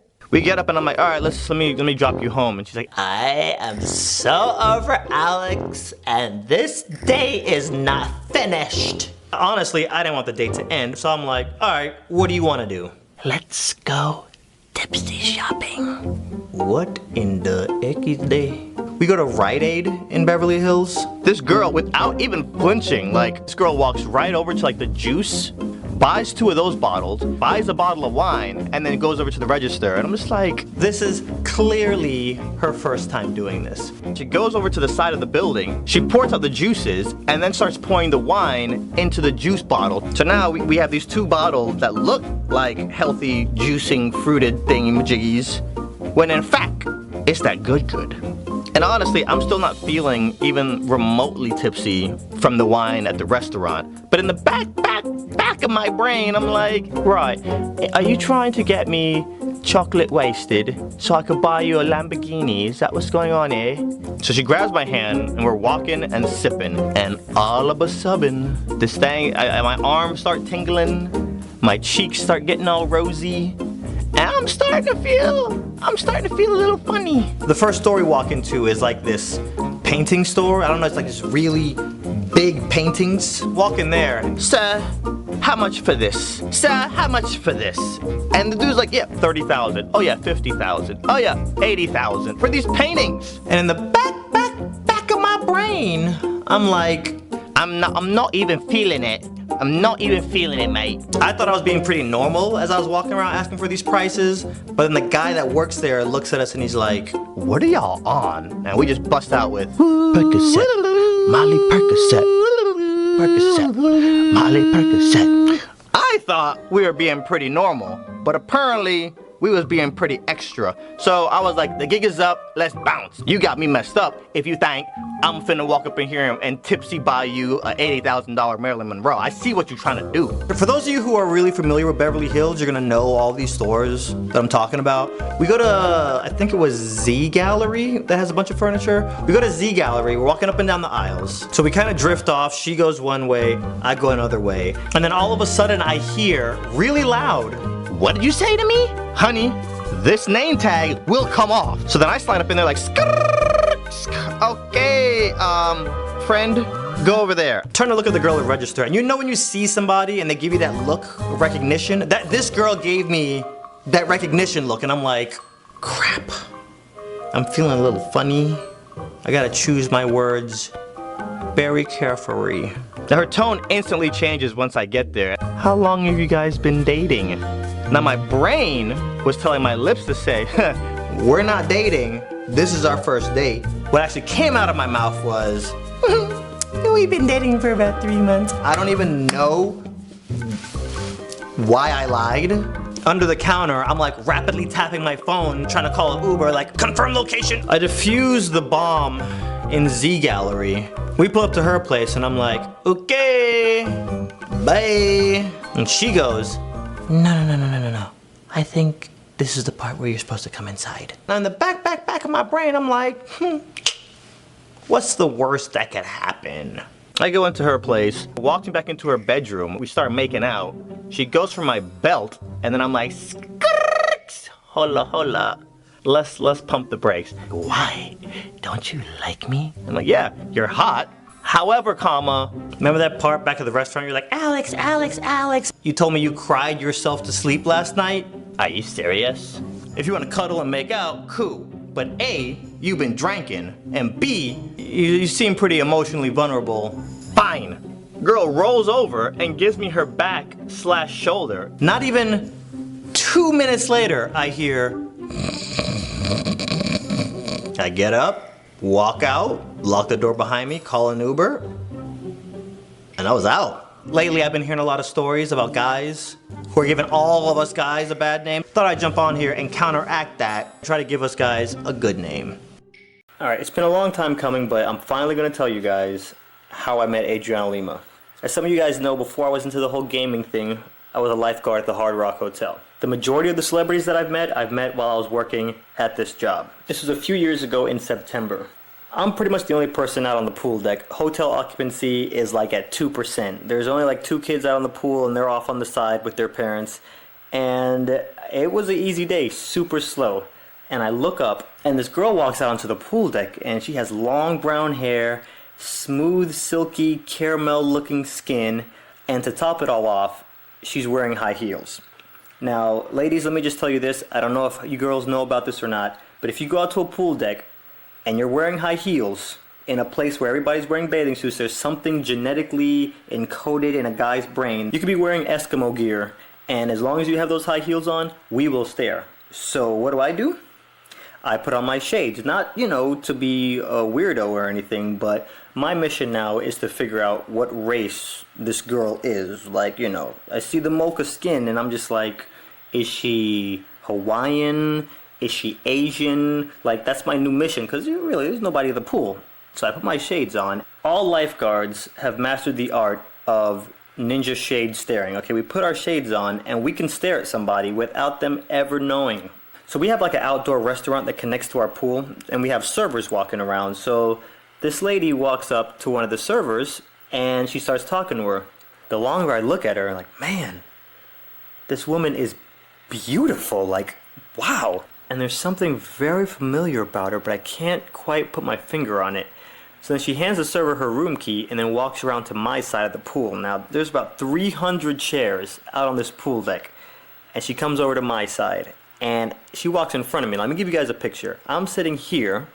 She walks in front of me. She looks up at me and smiles. And I look down at her and I get a good look at her face. And I'm like, oh God, no, you're joking me, right? That is not who I think it is. And then she plops down and sits right here, 2 chairs away. I'm thinking to myself like, no, that's not no, it can't be. Okay, let me just look again. I'll look down. I look down and she just happens to look up at me and I saw her eyes. I'm sure you guys have seen pictures of her eyes in Victoria's Secret magazines or whatever, but nothing I can really sit here and try to tell you guys could describe what her eyes look like in person. I was done. Then I thought there is one surefire way to make sure this is Adriana Lima. I know she doesn't speak English that well, and she kinda has a slight masculine voice. So I look down at her and I'm like, hi, how you doing? And she's like, fine, thank you. I'm not gonna lie to you guys, the only reason I would even pick up a Victoria's Secret magazine back in the day was to look at Adriana Lima. Is there a wedding chapel within walking distance that me and this girl can go to? Because we need to make it happen right now. Now on slow days like this, we only leave one lifeguard out on the pool deck. If there's another lifeguard, they usually hang out inside until it's time to bump or rotate. So I pick up my radio and I start whispering because I don't want her to hear me. And I call inside, I'm like, John, do you copy? And John's on the other end. He's like, yeah, what's up? I'm like, John, I'm sitting next to Adriana Lima right now, dude. You need to come outside ASAP. And he's like, Adriana Lima? Who's that? I'm like, are you serious right now? What do you mean? Are you serious? You're joking, right? And he's like, no, who's Adriana Lima? I'm like, have you heard of Victoria's Secret. Dude, she's the girl that's on the cover of this month's Victoria's Secret magazine. And she's on page 2, 6, 12, 20, 27, and 32. Okay? You have to get out of here now, dude. This girl is amazing. And he's like, you mean the Brazilian chick? I'm like, yes. Her. I'm sitting right next to her. Oh my God, she's so fine. So then he's like, okay, I'm on my way out.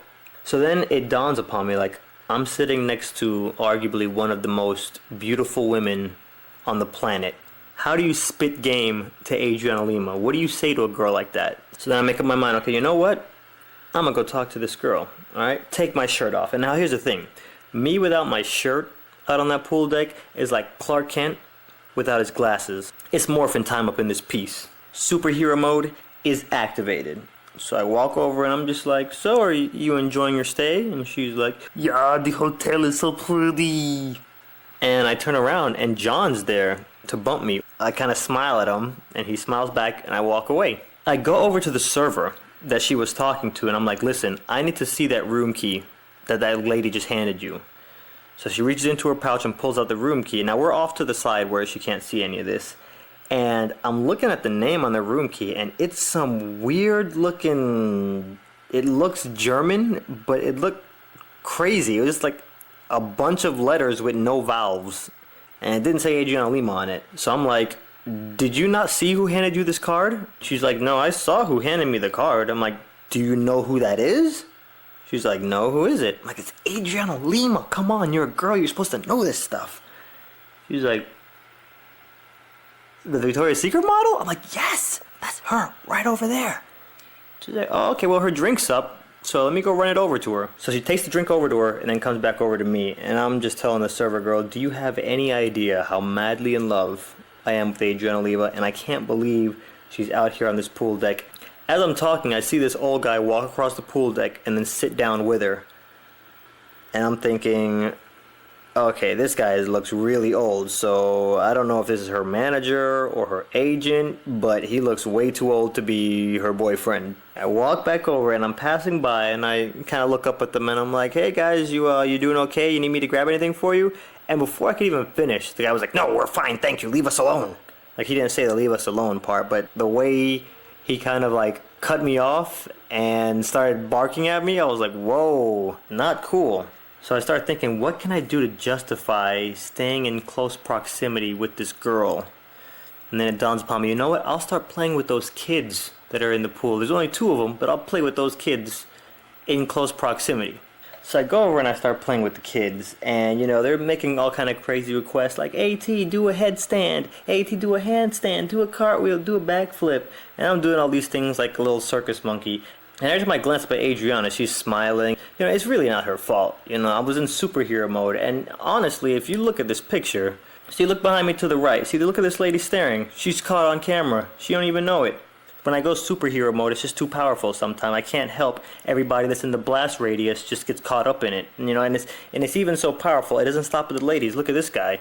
Busted. Okay, dude, I see you back there checking me out from behind. Okay, this is just evidence. It's like Cyclops when he gets his visor knocked off. He just blasts anybody and it says like, blah, you know, he can't help it. Superhero mode is just too powerful sometimes. You know, I can't control everybody that gets caught up in it. So, you know, it kind of explains why every time I looked up at Adriana Lima, she was looking back and smiling at me. But for whatever reason, this old guy that she's with is running some serious interference, and I'm not too happy about it. Some of you guys who have seen the older videos know I suffer from a condition known as SFAD, BCAD, stare from a distance but can't approach disorder, and I was not going to let that flare up today, okay? So I'm sitting here for about 30 or 40 minutes, you know, I'm doing all this stuff, and me and Adriana are kind of exchanging glances, and she's smiling, and she's like, ooh, look at the little black monkey, man. The old guy literally, like, you can tell it was his idea to leave. They kind of start getting up and they start walking off the pool deck, and I'm like, no. We kind of exchange our last glance, like, this is where we part ways. And I kind of got that feeling from her, like, you know, she didn't say it, but I kind of got the impression, like, I'll wait for you, you know? It's kind of hard to really explain to you guys, but, you know. Fast forward, I get this text from my sister a few months ago. What is this garbage? Adriana Lima is pregnant. Of course, I responded with, no, this is ridiculous, okay? That should be me married to Adriana Lima right now. But guess what? That old guy that was running interference ruined everything. Oh my goodness, why? Oh boy, I love my life. Alright, in my lifetime, I've had the pleasure of meeting a handful of celebrities, and I've never really told you guys the stories behind how I've met these people until now. Today, I'm going to tell you guys how I met Kim Kardashian. It was summer of 2008, and the Championship Gaming Series flew me from Florida out to LA for the summer to do some on-camera work for Mountain Dew and the CGS.com. One day in the middle of July, my roommates came to me and they were like, hey, there's this red carpet party going on this week. We don't know if you've heard about it, but we've heard Lindsay Lohan will be there. Maybe that one chick from the Pussycat Dolls. And it's also rumored that Kim Kardashian's going to be at this party too. So I instantly start to think, okay, I've been to parties before where they say so-and-so famous person is going to show up, but it never happens. I could see Lindsay Lohan showing up, but Kim Kardashian, I really can't see that happening. So the day of the party comes, me, Dr. Dog, and Weenus, we all get ready, and Dr. Dog drives us down to the set where the party's going to be held. At the door, there's these two really ridiculously big black guys in suits and earpieces, so now I'm starting to think, okay, there might actually be some celebrities here already. And these two guys are giving me the look like, don't even try to get in here. So one of my female contacts that works with DirecTV, she walks out. She runs over and she's like, thank God you're here. Okay, has anybody told you what you're doing tonight? And I'm like, no, I think I'm doing something with the CGS.com, but nobody's given me specifics yet. And she's like, okay, Brody Jenner from the Hills is going to be here soon, and when he gets here, you're going to train him on how to play DOA, and then you're going to be his on-stage GM, because he's going to have to play Vanessa on the main stage. And before I can even respond, Jim, the director of the CGS.com, he runs over and he's like, sWooZie, okay, good, you're here. We have you working the red carpet tonight. And then my girl with DirecTV, she's like, we actually have him already training Brody Jenner for the match that he's playing tonight against Vanessa. So then Jim goes, okay, well, you can have him as soon as we're done with him on the red carpet. So Jim gets me past the guys at the door and puts me right there on the red carpet. I meet up with Hogan and a cameraman, and Hogan hands me a mic, and he's like, Swooz, have you ever worked red carpet before? And I'm like, no. So he says, dude, okay, when the big stars get here, you're going to have to be super aggressive in order to get an interview. Just letting you know that right now. So there's a bunch of media people already on the red carpet. To the immediate left, there's PwnOrDie.com's crew, and to the immediate right, it's ABC.com, and I have Hogan and the cameraman right behind me. So I lean over to Hogan and I'm like, I heard Kim Kardashian's gonna be here. He's like, bro, if Kim Kardashian shows up, you're gonna have to be really aggressive to get her to stop. So I look up and people start to come down the red carpet. Upcoming Disney stars and then random people from TV shows. So then Brody Jenner shows up and people are taking pictures like crazy. So he starts to make his way down the line of media, and then he finally gets to me, and we start our interview. He answers all the questions, and then he goes, yeah, I actually think they have me playing on the big stage tonight. I told him, actually, I'll be back there in a minute to help you boot camp for your quick cram session before you go up on stage. Now, before he even responds to that, I start hearing a lot of commotion going on. And I look up, and Kim Kardashian is standing about 20 feet away from me. So at that point, I was just like, okay, Brody, you're awesome, bye-bye. So then Hogan starts tapping me on the shoulder. He's like, Kim Kardashian, Kim Kardashian, Kim Kardashian, dude, you have to get her over here. And it is utter pandemonium. It looks like, a club scene now with all the cameras going off so fast. So everybody's yelling her name, Kim, Kim, Kim, trying to get her to look in their direction. And she's standing next to some guy. And I lean over to Hogan and I'm like, yo, who's that guy she's standing with? And Hogan goes, you don't know who that is? That's Reggie Bush, dude. He's a football player. So I go, dude, I don't really watch sports. Is that her boyfriend or something? And he's like, yeah, they're dating. So as Hogan answers, Kim looks over in my direction, and she has a smile on her face, but as soon as we make eye contact, she stops, and she just stares for a second. And I'm thinking, wait, is this girl staring at me? And her eyes kind of squint. She's giving me this look like, she's about to lick her lips or something, and it hits me. Wait a second. This girl has a thing for black guys.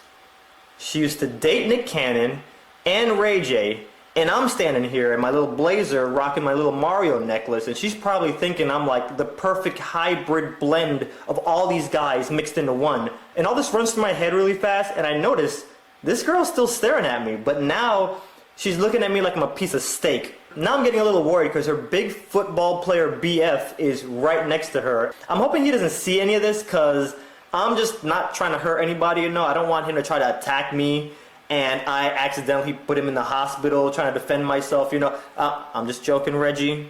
You're a cool guy. I love you, man. You're awesome. Please don't beat me up.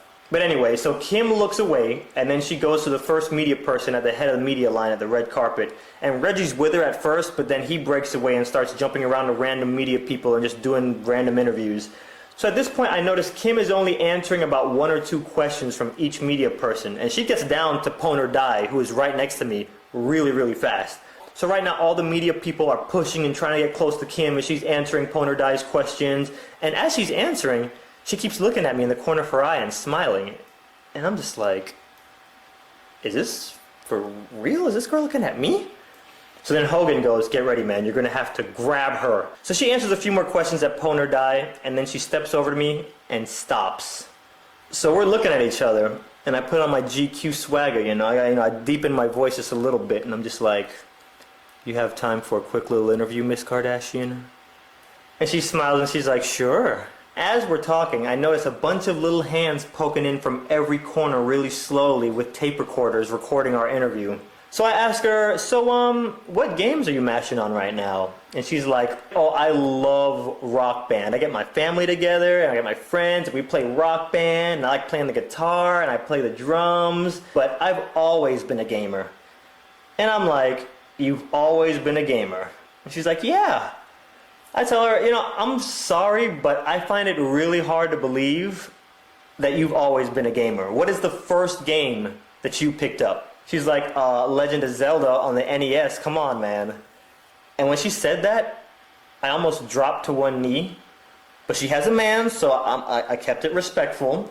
I did, however, say something that I won't repeat here because it's a line I like to use from time to time whenever a girl really impresses me. And I don't want other girls to know just what that line is. But when I said it, she laughed and she stroked my arm. And she's like, oh my gosh, you're so hilarious. This girl just stroked my arm? Coincidentally, right after she stroked my arm, one of the media people took a picture. Look at that. That's my head really big to the left of the frame right there. But look at the intensity on this girl's face. Okay? Look at how happy she is. So Kim and I talked for a little bit longer. You know, it was pretty obvious that she spent most of her time giving her interviews with me. I thanked her for her time, and she started making her way down the media line. So then a few more celebrities showed up. I got some more interviews, you know, Bobby Brown, Macy Gray, Robin Haley from Coin Op TV. You know, there's a bunch of celebrities there. Hogan was like, all right, man, I think you're all done. That's all we need. So my girl from DirecTV runs up to me, and she was like, get backstage right now. They're about to call Brody up onto the main stage for his game. So I run backstage, and Master and Vanessa are already there. And then Brody's there, and then Jordan Farmar, I don't know how you say his name. The guy from the Lakers, he's there. Reggie Bush is there, too. And I walk over next to Brody, and I'm like, hey, man, I'm sorry I couldn't get back here in time to help you practice, but I'm here now. And Brody goes, actually, I think they have me playing the racing game now. You're going to go out there with Jordan. And I look over at Jordan and I'm like, all right, man, well, don't worry. You know, I'll try to coach you up on the main stage to hopefully try to at least get one round against Vanessa, hopefully. So I turn around and suddenly Kim Kardashian is standing there right next to me. She just pops up out of nowhere. And I'm thinking to myself, now this would be a perfect time to keep talking to her, but you know what, she's got a man, you know, and even though it'd just be friendly conversation, I'm just, you know what, I'll just let it go. But I look back up at Master and Vanessa, and they both look like they're right out of a manga or an anime with their expressions. Master's looking at me like, dude, you're standing next to Kim Kardashian. And Vanessa just has this look on her face like, this is so much fun, and look at you standing next to her, you guys. This is just too cute to watch. She didn't even say anything, but that look on her face says it all. So, you know, I look away from them because they're not helping the situation. So I turn to Brody and I start talking to him. I'm like, bro, you know what's funny? I was randomly just on your MySpace for no reason 2 days ago, and now we're backstage together. So me and Brody start talking about MySpace for a little bit, and then I get a text message. So I pull out my phone, and then Kim goes, "Is that the new 3G iPhone?" I'm like, "Yes, ma'am." I just kind of move it in front of her so she can see what it looks like. And she's like, "Oh, cool." Then I put it back in my pocket. And then she taps me on the shoulder, and she's like, "Hey, what time is it?" I take my phone out, and then I look at it, and I'm like, "Oh, it's 9 o'clock." And she's like, "Thanks." And I put the phone back in my pocket, and then I realized a number of girls in the past have used that same question as a conversation starter. But again, given the situation, I'll just speak when I'm spoken to. So DJ, we called her name on the loudspeaker a few minutes later, and she walked out on the stage and she played Forza, and that was the last time I saw her. But now I think there's a bit of a problem, because whenever I'm home or just watching TV and Kim Kardashian pops up on the screen, from time to time she does what I like to call the sWooZie steak stare, where she looks at the camera the same way she looked at me that night on the red carpet. Alright, so a lot of you are under the impression that Disney was the first job I ever had. That's kind of a lie. Well, okay, let me stop. It is a lie, but it isn't a lie. Jesus doesn't like liars, so let me just explain it real quick. Disney was my first real job in the sense that it had an HR department. You had to fill out an application to work there. But my first real / not real job was working at a car paint and body shop. One of my dad's best friends owned a body shop, so my dad just pretty much forced me to work there for the summer. And honestly, I was thinking about calling child services to report my dad for forcing a minor to work. But then as I picked up the phone, I was thinking to myself, wait, if I get a job, I'll get money. And if I get money, I can buy video games. But yeah, Dad, you came this close to jail time, bruh. I show up to work on the first day, and the guy that owned the place, his name was Martin. Martin didn't really need any extra help. Martin's like, and he's looking around, and it becomes very clear he doesn't want me touching any of his customers' cars for good reason. Just grab the broom and start sweeping. I sweep for like 3 days straight. I sweep the entire warehouse. Go back to him. Oh, the bathrooms. Yo, I go to this bathroom. First of all, think of the dirtiest bathroom you've ever seen in your life. I don't think this bathroom has ever been cleaned once in the history of ever. I get like a hazmat suit and go in there because this is filthy. On my hands and knees just scrubbing. I would clean the toilets and then walk by it 2 days later and it would be dirty again somehow. Right? So finish the bathroom, go back outside, and there's like another 10 layers of dirt everywhere because he has all the employees sanding cars out in the open. So I'm sweeping like on the 4th or 5th day of work. I develop a cough. I mean, I'm going home every day covered in soot, out here looking like Arya Stark running around in King's Landing. So I go into work the next day, and as I'm sweeping, I put on a mask, and one of the guys that worked there named Peter, I thought Peter was going to be cool because he's from Trinidad too, comes up to me, is like, "But what you wearing that thing for, boy?" Yeah, no, all the dust is starting to bother me. I'm starting to cough a lot, so, you know, I'm wearing a mask. And from that moment on, Peter looked for any excuse to mess with me. Bro, why are you so toxic? So the first week ends, and I work 7 days a week, 8 hours a day. And I walk up to Martin, I'm like, what days do we get paid? Oh yeah. Okay, hold on a second. Pulls out a wad of cash, and I'm just like, yes, I'm about to get them Benjamins. Here's a wad of hundreds, okay? He pulls out a single Benji and lays it on the trunk and looks at me like, This man is trying to pay me $100 for 56 hours of work. He was being dead serious. So anyway, week 2, I went and bought me some contacts. So like the second day that I had contacts, I went into work and I'm in the bathroom trying to put them in. And Peter walks by the doorway. Hey, stop digging up in your face now, man. Hey, Olia, watch this man digging up in your face over here now. From that day on, he called me Pimple Boy. So after about a month and a half of sweeping and cleaning toilets and taking out garbage, Martin finally goes, "You want to wash a car? I promise you, you have never seen anybody in your life this happy while washing a car. I promise you." I was like, yes. People probably driving by like, what is wrong with this kid? Why is he so happy? So yeah, all of July, half of August, every single day, no days off, 8 hours a day. Work, sweep, toilets. As I'm doing all this, I'll walk by the TV and see music videos, and these rappers are throwing money at the camera and they're riding around in their Benzes. So if y'all notice, I don't do house tour videos showing off my condo. These rappers had no idea that I was somewhere hating my life. So trust, I know how that made me feel, and I didn't want to ever make anybody feel the way I felt when I was sitting there cleaning toilets looking up at that screen. Please believe I have never been in my entire life more eager to go back to school than I was that summer. My last day at work, I still remember it to this day. I walked up into that shop like, yo Martin, it's my last day, bro. On Monday, I gotta go back to escuela. Lo siento. Deuces. After my last day at work, my dad pulled me aside at home and he was like, hey, by the way, I told Martin to make you clean toilets and take out the trash and all that other stuff. What?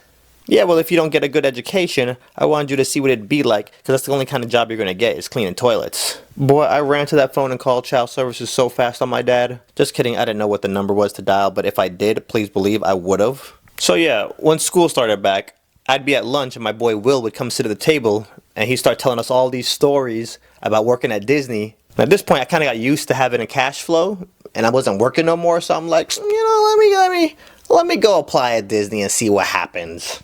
As soon as I quit working at the body shop, I started working at Disney. Now y'all know the full story. And as I was working on this video, I stopped for the first time ever and did the math and calculated how much I was getting paid per hour. Guess how much it was? $1.70 something an hour. So for those of you who are about to start working or get your first job or even your first summer job, or even for those of you who have a job already, next time you're having a bad day at work, think about me on my hands and knees scrubbing toilets. My female friends hit me up and they tell me these stories about how they flirted their way out of speeding tickets, and I hear these stories often. And if you're a guy watching this video, you can probably relate to me when I say, I don't get chances to flirt when I get pulled over. Plus I'm black, ain't no flirting out of nothing. I got a call from my friend Wendy one day, and I'm just gonna say this about Wendy.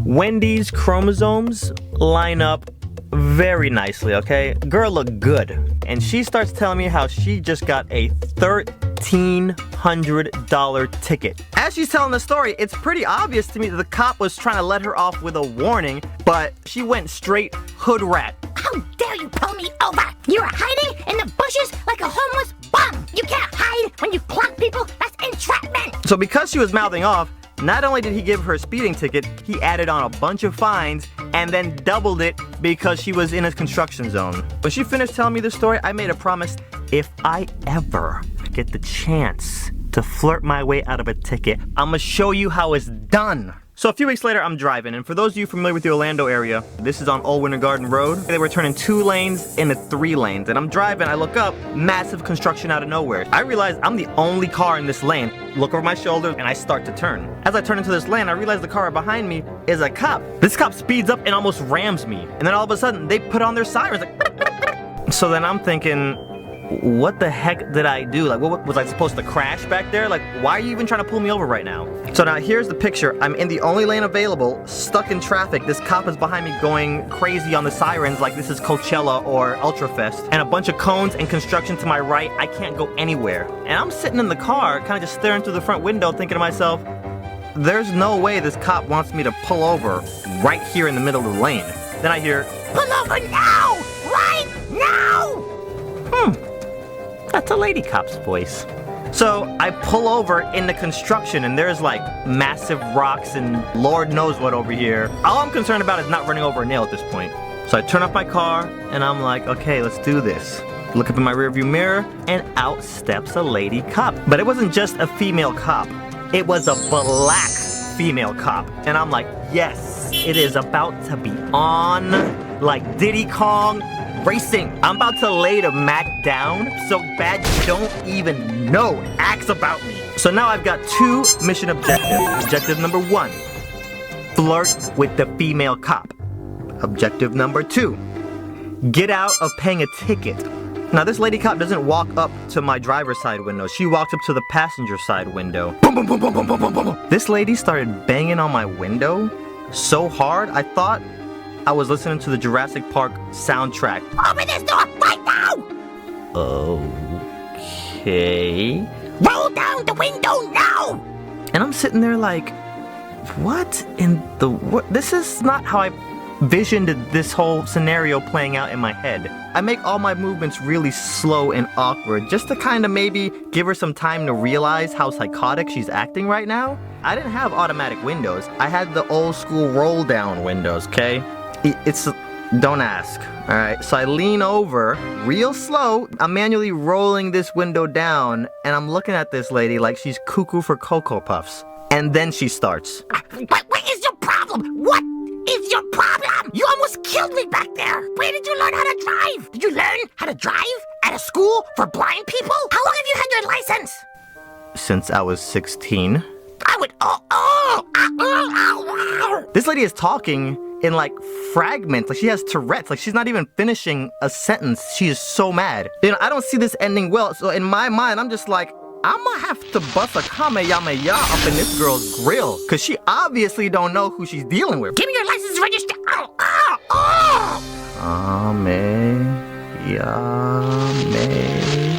And it's at this point that I add a third mission objective to my list. Don't get shot, cause this lady is about 10 seconds away from grabbing her gun, popping some caps off my car, and then claiming self-defense. I would write you the biggest ticket I've ever written in my life if I was not in a rush. Oh, you are so lucky right now. You are so lucky right now. Now, I've joked about the Street Fighter bonus stage in the past, but for the first time, I'm fearful I'm about to be on the receiving end of that, because all I'm waiting for is some random dude to drive by and then yell out, "Round 1, fight!" And this lady goes ballistic.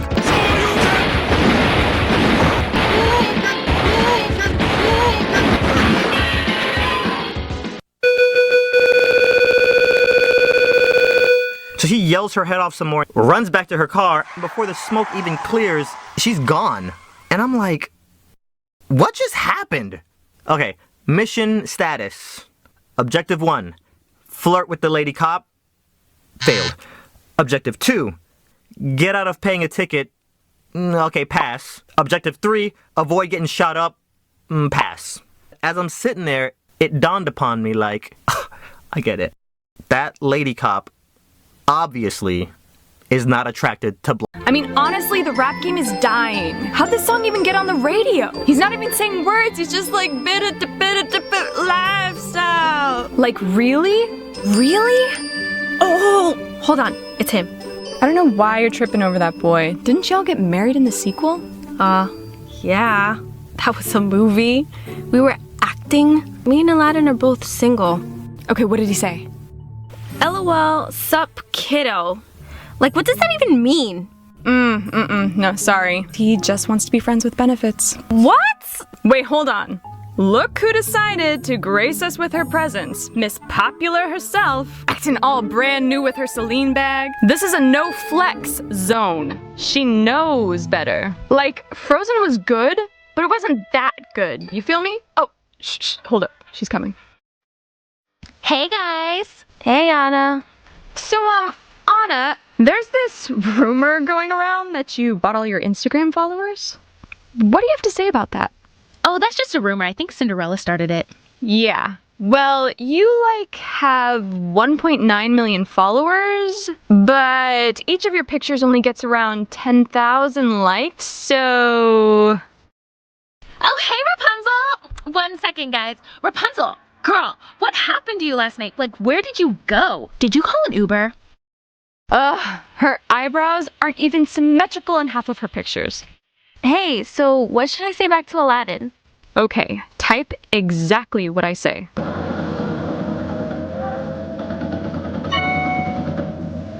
Hey, can you check and see who's texting me?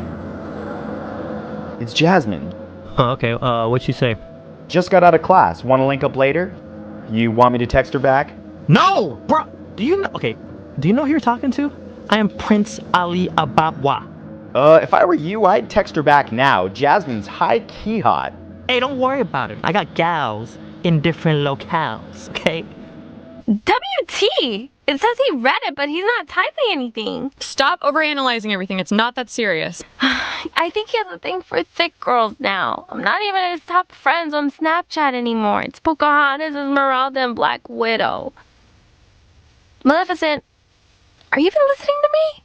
Are you serious? Anna just uploaded a Kylie Jenner makeup tutorial on YouTube. Are you serious? Can you stop talking about Anna for like 5 seconds? You're like obsessed with her. No, I'm not. That girl is so irrelevant. Sebastian, come in.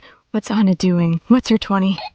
Anna just walked into Club 33, man. She in VIP with his squad, nicing up the place. Anna got the club going up? On a Tuesday? Okay, keep an eye on her and don't lose her this time. Hey guys. Mulan, hey, quick question.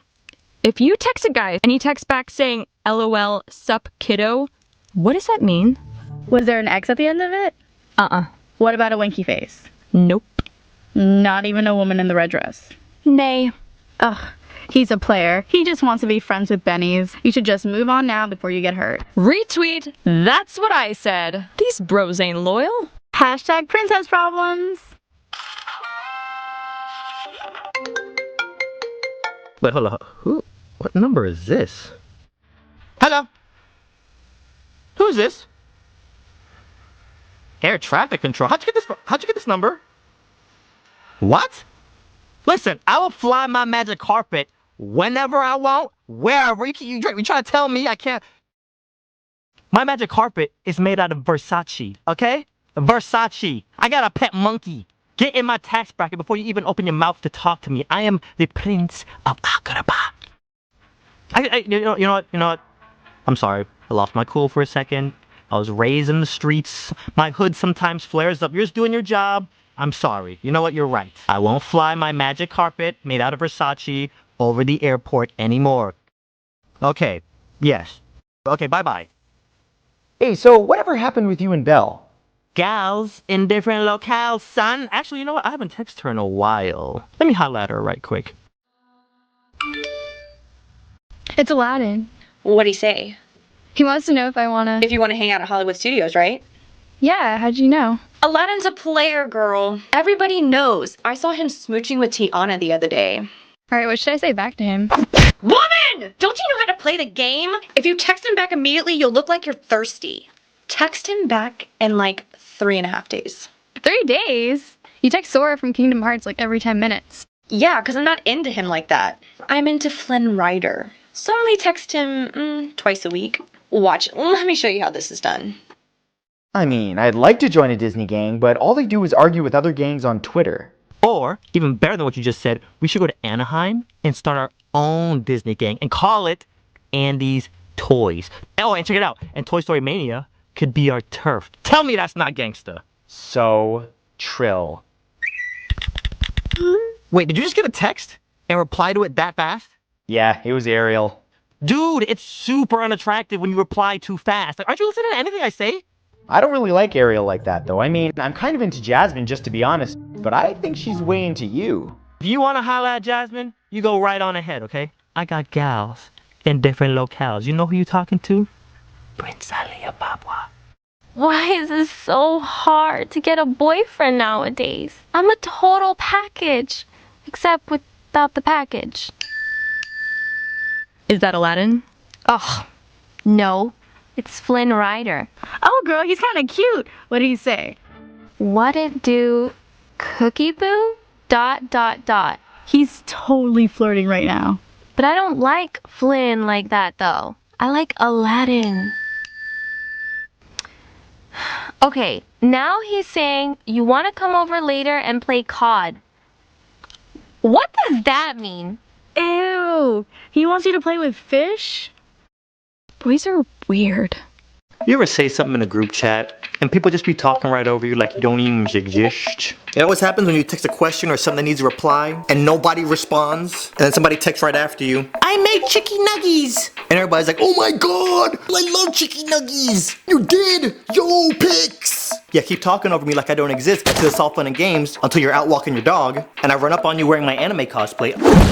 I got your chicky nuggie pics right here. Plus, Ultra!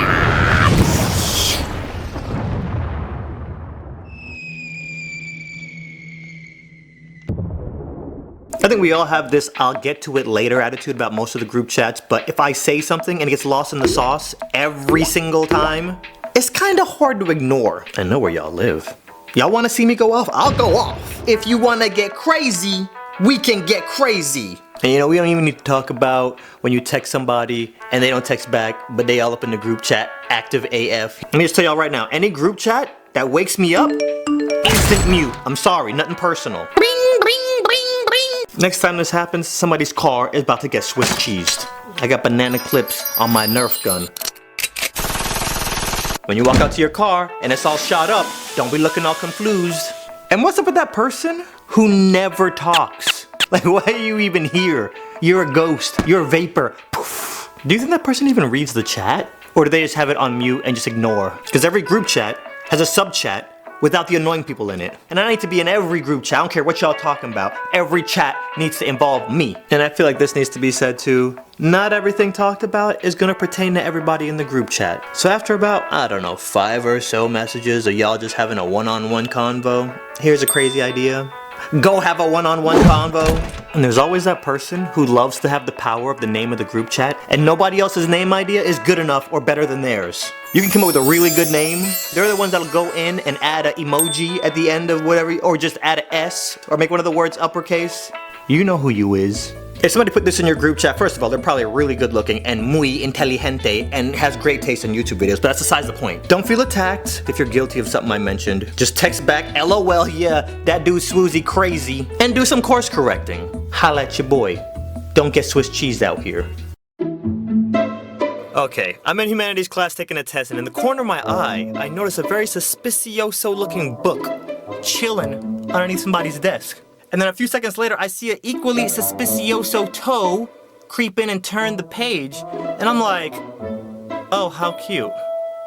Somebody's cheating. See, in high school, if the teacher catches you cheating, you get an F in the class. In college, they kick you out of school, so it's a different ballgame. So I will take my F like a house. Thank you very much. Then this girl, Sarah, takes a piece of paper and hands it back to my boy, Sean, sitting next to me. And I'm like, oh. Sean, I didn't know it was like that. I thought we was friends. He didn't even include me on this whole little cheating operation they got going on. But Sean sees me see him, and he comes up to me in the hallway after class. He's like, yo, Donde, if you want, I could hand you the answers, you know, while we taking the test. And I looked up at him and I was like, 9! And this would have been the first time that I actually get to be the freeloader. See, cheating is an art. Okay? So you don't use elementary cheat tactics in college. That's insulting. This is serious business, and when I get involved, junk gets real. And y'all already know, when I cheat, I go all out. I assemble a team, I get matching Mini Coopers for all of us, I enlist the aid of a tiny little Asian man to crawl through the ventilations, and by this point, I had already given up my bad boy ways. I'm on the road less traveled. Get up on my level. So I decline affiliation with this rudimentary, outdated cheating tactics. But next test, oh look, a loan book coincidentally open. I wonder how that got there. And it'd have been so easy for me to cheat because the teacher was not paying attention. We sat in the back row. At this point, it's free money. Imagine walking by an ATM and it's just spitting out money and everybody's going crazy. Oh my God, look at all this free money. And you're the only person being honest and not taking any of it. It was at this point that I devised plan B, because I saw where all this was going. Every test they're getting A's, I'm getting C's, and sometimes worser. End of the semester rolls around, last test before the final. I start getting toward the end of the test, and I realize, you ain't gonna get a good grade in this class, bro. Execute plan B. I put a little note at the bottom of the page saying, please see back. I start. Dear Mr. Osborne, bro, I've been struggling the entire semester to try to get a good grade in this class. I can't get it. And I don't know if you noticed, but people in your classroom be cheating, dog. I ain't gonna say no names because I ain't no snitch, okay? But they might have even asked me to cheat with them, and I said 9! And it's really hard to be an honest student getting bad grades and sitting by all semester watching dishonest students get good grades. Holla at a player. I'm just saying, I ain't no snitch. So don't even try to ask me who it is. I don't know if you got some extra credit I could probably do to get my grade up, but if you do, I'd appreciate it. Please let me know. Yo, homie, sWooZie. Follow me on Twitter, team follow back. Next day, teacher calls me into his office, and I'm like, yeah, Mr. Osborne, you wanted to see me about something? He was like, yeah, I read your little whatever on the back of your test. I'm like, hey, I hope you ain't calling me in here to rat on nobody, because I ain't no snitch, okay?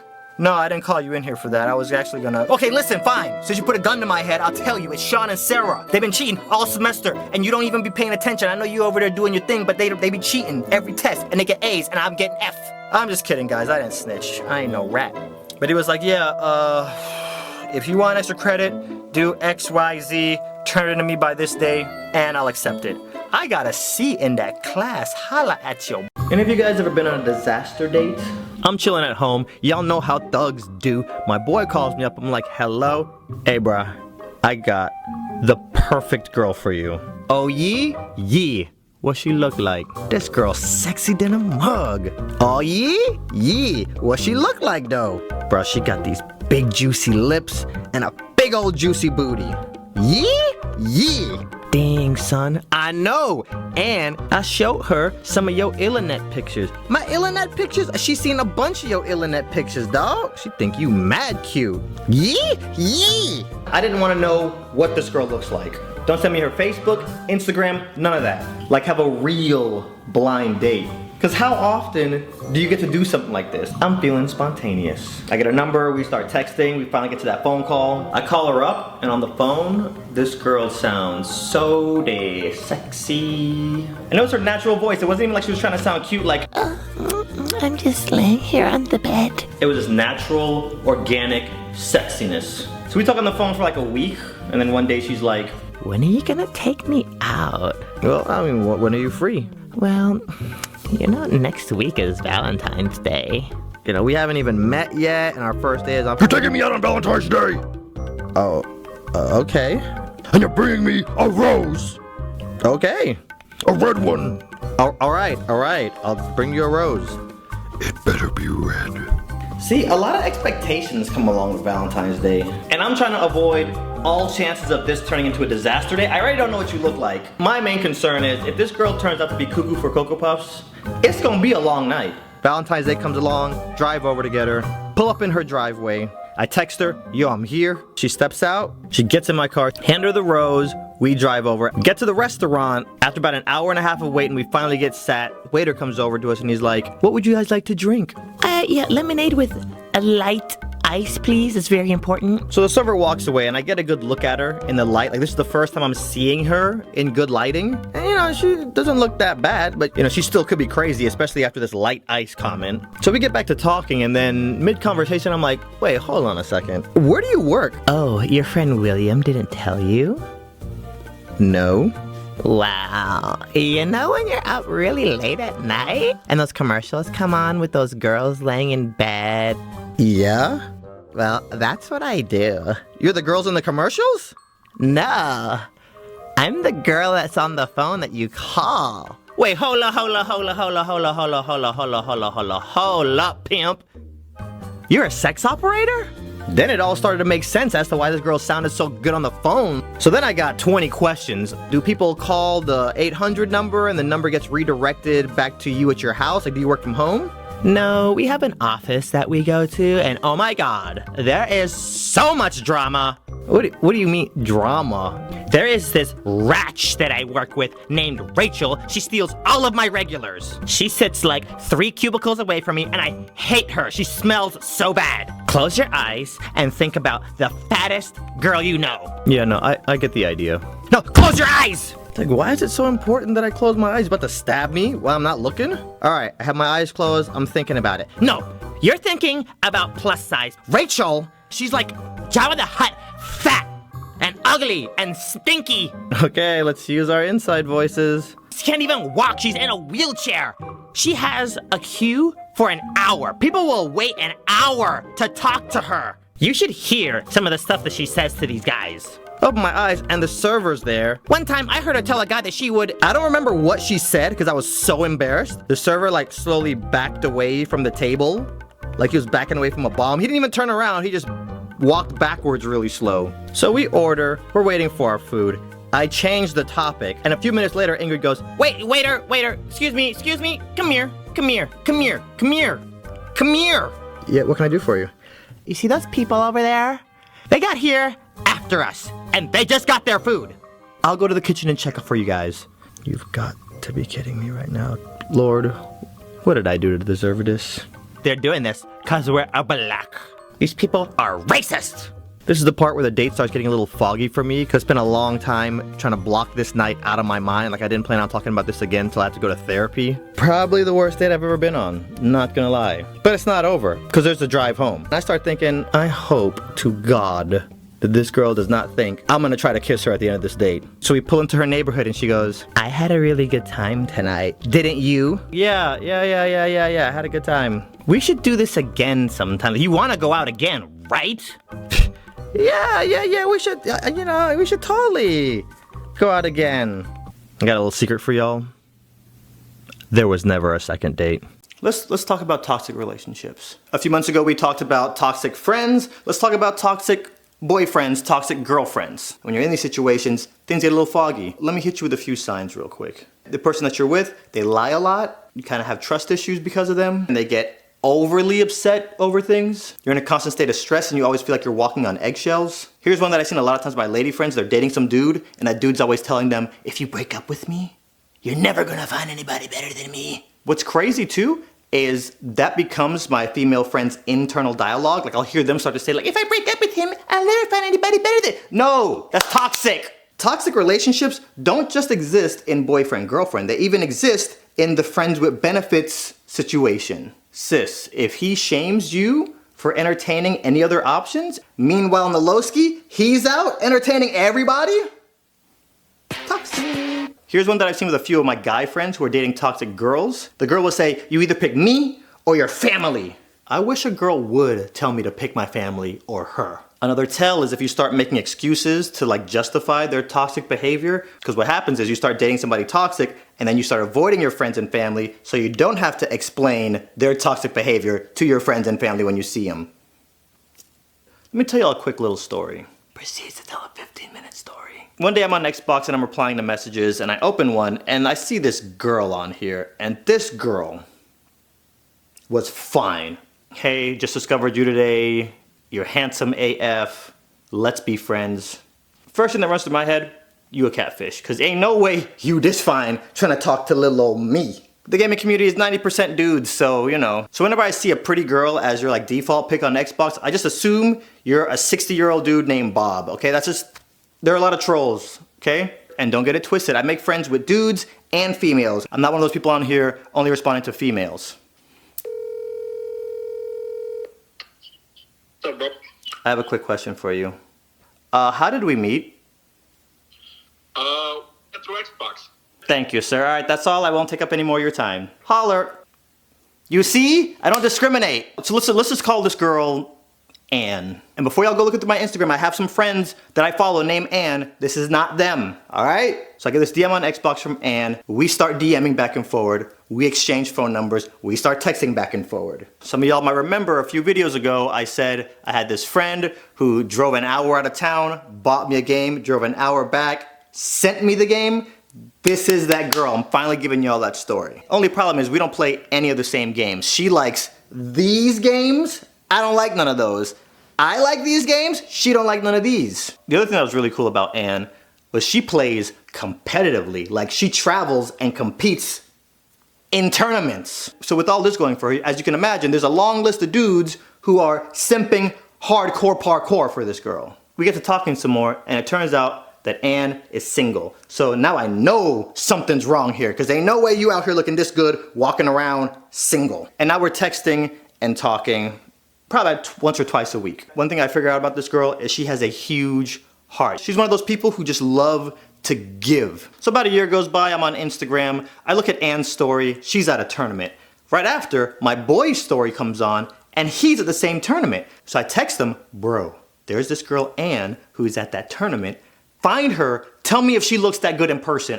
Girls this cute, don't talk to me. So this is either a filter, or Photoshop, or MS Paint, or all three of them at the same time. He hits me back about 10 minutes later. Yeah, she's here. She is the center of attention. Every dude here is like simping hard over her. Now my decision is clear. Now I have to wife this girl. I'm still kind of, you know? He might have different tastes than me. Another year goes by, we're just friends. Another year goes by, we're just, fast forward 4 years, and we're just friends and we talk here and there just to catch up. I just assume we're never gonna meet. Until one afternoon, I'm chilling, and I get this text from her. You'll never believe this, but I came to LA last minute. Do you still stay downtown? Text her back, yeah, I still stay downtown. So anybody that I meet from the internet, I don't let you come back to my house the first time I meet you. People can show you exactly what they want you to see online, but in person, they could be psychotic. Let's get some burgers at this place around the corner called The Counter. We have great security in my lobby, so I don't mind if she knows the building, but I'll take her out to eat. I'll suss her out. If she's crazy, I'll just be like, okay, gotta go, bye. She Ubers over, she texts me here. I'm in the elevator going down. Kinda interested to see how this is gonna play out because I have no idea where this is about to go. I get off the elevator and I walk into the lobby and she's actually looking away from me. As I get close, she turns in slow motion. First of all, she's backlit and she's wearing a Star Wars one-piece miniskirt, y'all. This girl actually looks better in real life than she does on Instagram, which is mind-blowing. So I walk up to her and I hug her and I'm just so overwhelmed that I mouth the words, oh my God. Like, I'm not joking you when I tell you this. Like, when she couldn't see me and we were hugging and her head was right here and we were hugging, I literally mouthed the words, oh my God. Nobody saw me, but she was so fine. I had to. So I take her to the burger place and we're there and we're talking. This girl's body is crazy. This girl's face is gorgeous. And I'm sitting there trying to find something wrong. Even a tiny thing. Like, I'm looking at her hands like, okay, is her left thumb bigger than her right thumb? Please give me something. On top of that, she's a gamer. And on top of that, she's a really cool personality. We're walking back to my building and I'm just like, all right, I'll let her come up. But I'm texting my boy Bandy. He's like I don't even know what to call him because I've never thought about he's just my accountability person. Anytime I'm about to do something even remotely reckless, I'm like, Bandit. I'm meeting this girl for the first time. I've known her for 4 years. She seems cool, but in case she's crazy, here's her first name, here's her last name, here's her Instagram, here's her Zanga, Tumblr, Club Penguin, all of it. If anything happens to me, send everybody. So we go back up to my condo, and instantly she's like, wine, now. And then this girl starts talking junk in Mario Kart. And then I suggest Tipsy Mario Kart. It's a drinking game where you put your wine or whatever your drink of preference is on the floor. You start racing each other, but you can't finish the race until you finish your drink. So wine leads to Tipsy Mario Kart. Tipsy Mario Kart leads to making out. And we make out a lot. So right about now, I imagine some of you guys are like, sWooZie, I thought you were telling us a story about a toxic relationship. Okay, we're almost there. She leaves and the very next, I don't even think she waited till the next day. That night, she starts blowing me up, just getting super clingy. I'm not speaking for everybody, because some people like when the other person is obsessed with them. When you come on too strong and you're too clingy from Jump Street, it scares a lot of us. Watch their actions, gauge their vibe, try to match their vibe. Like, let your intentions be known when they're here and you're way up here. Like, no. Portion control. Here's a good example. All right, so here's the analogy I use. Pretend this is you with a big heart and all the love you have to give in a relationship. You notice that the bottle bottlenecks up here because when you pour it, if you pour everything here, just no. Yes, I want to know about your day. Yes, I want to text you, but portion control. So if this is all the love and everything you have to offer and your availability, when you pour it, it needs to bottleneck so it comes out in a nice portion. You're not playing games. You're just portion controlling. I hope I'm explaining this right because I say it to my friends, but I'm not sure if I'm explaining it to y'all properly. So she backs off for a little bit and we don't talk for, I don't know, a month. The next time we talk, she has a boyfriend. 2 months after they start dating, she moves in with this dude, like picks up her life, flies 4 states over, and moves in with this dude. 4 months after that, she gives me a call. Her and her boyfriend got into a fight, and he gave her a black eye. She says they got in an argument, he came at her, she ran, he started chasing her around the house, she ran to the bathroom, she slammed the door. As she was slamming the door, he kicked it into her face and gave her a black eye. Wow. So he didn't lay his hands on you. No, the door hit me. So I'm laying in my bed that night and I'm thinking to myself, humans don't have flat faces. To this day, I don't know if it was the door. If y'all know something that I don't know, please let me know in the comments, because from what I'm thinking, a door can't give you a black eye. If I'm wrong, please let me know. As a friend, I honestly don't know what to do here. I want to help, but I don't know how. So I just tell her, if you need anything at all, let me know, I will help you. 3 weeks later, she hits me up again. So his parents hate me, and we live in his parents' house. Wait, so you moved from your house into his parents' house with him? Yes. And they hate you? Why? I'm not the same race as him, so his parents hate me. And it gets awkward because he's off at work for the whole day and I'm just stuck here with his parents and I just can't leave the room because they don't like me. Wow. So we don't talk for a little while, maybe a month, maybe two. This part gets a little gray as to how much the window is. She hits me up again. He cheated on me. Get out. How did you find out? I had this gut feeling. I went through his phone. I saw that he was cheating on me. Word? Can I come live with you for a month? I'll find a place and then I'll be out of your hair in 30 days. I'll cook for you. I will clean for you. There will never be a dirty dish in the sink. I'll do all your laundry. I'll fold all your clothes. Make sure your belly's always full. And then I'll get out of your hair in 30 days. And that sounded amazing. And me thinking back on how clean she got after the first day we hung out, I don't see a scenario where she's out of there on day 31. So I tell her, yo, let me sleep on this and I'll get back to you. In my shoes, what do y'all do? And when people do nice things for me, I don't forget. So you remember how she drove an hour, bought a game for me that was sold out everywhere, and then drove back and then mailed it? I'm remembering this, okay? Now here's what I love about playing chess. Chess is all about decisions. Life is all about decisions. The better I got at chess, the better I got at making life decisions. So using my chess brain, I slept on it and I came up with a great idea. I hit her back and I said, yo, how about this? I'll buy you a plane ticket to LA. I won't let you stay here. You say you only need 30 days to get on your feet. I will pay for your first month rent anywhere you want to stay. The good thing about LA right now is every apartment gives you the first month free. So if I pay for your first month, you get it for free, and essentially your second month will be what I pay for, so you get 2 months free anywhere you want to stay in LA. How does that sound? She declines. She's not about it. They break up. She dumps him. They're living together, broken up. And I'm sure some of you guys have been in that situation, or you know somebody who's been in that situation. I can imagine it's not fun. That lasts for maybe 2 weeks, and then she calls me. So we got back together. I'm gonna give him another chance. But we started talking and he asked me if he and I broke up and never got back together, what guy would I wanna be in a relationship with? And I said, your name. And once I said you, he said I have to unfollow you and block you, and we can't talk anymore. Wow. She's an adult, she can make her own decisions, so I don't fight it. I'm just like, Anne, this dude is chasing you down, you got a black eye, he's cheated on you, you take him back, and now he's telling you you can't talk to people? This dude is toxic. So she unfollows me on everything, she blocks me on everything. She calls me the very next day and she's like, you know what, this is stupid, like I'm being stupid. I'm gonna to avoid problems, I'm gonna stay unfollowed, I'm gonna keep you blocked. He's the one that cheated, so why am I the one that can't even talk to you? So I'm just gonna change your name to Rachel in my phone. So we get to texting and talking just like how we were before we ever met, like maybe once a week, if that. And then it gets to the point where we only text on her birthday.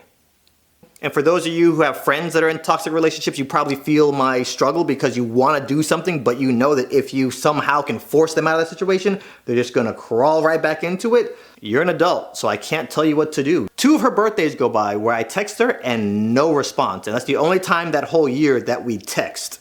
It sucks that somebody who's so nice and has such a big heart has all this crap happening to her and she's staying in that situation willingly, question mark? So her birthday comes around. On her birthday, I'm the one feeling sad. My boy calls me, we start talking. I'm just like, bro, I'm just gonna tell you the situation. So I tell him the same story I just told y'all. And then he says, oh, you didn't hear?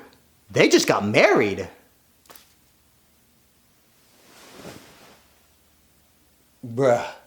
So I'm hoping all that toxicness stopped, but I don't know. Dude, literally, I don't know. I've been in a toxic relationship once or thrice, so I get it. But there's a line.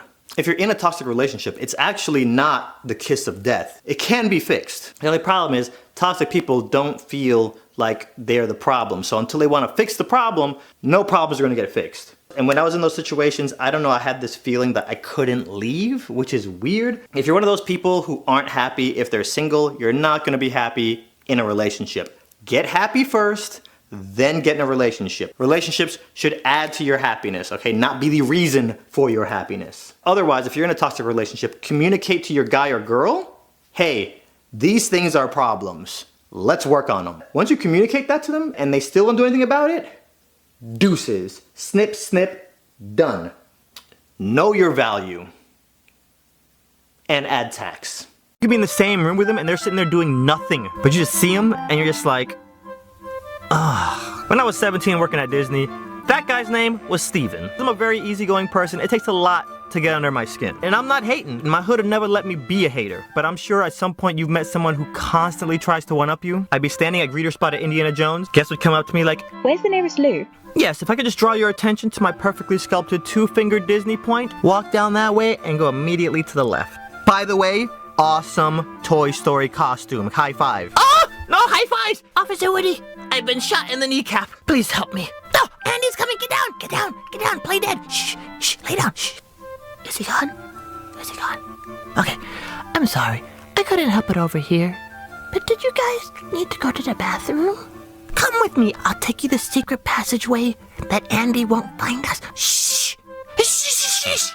No, it's okay. It's okay. My coworkers don't care if I take myself out of rotation. Let's go. This way. Oh! Andy's coming! Everybody down! My managers will see this. Oh my goodness, Steven is so amazing. Look at him. He's so good with the guests and he's so awesome with the... Andante, why can't you be more like Steven? I'm gonna put this in your personal file that we had this talk.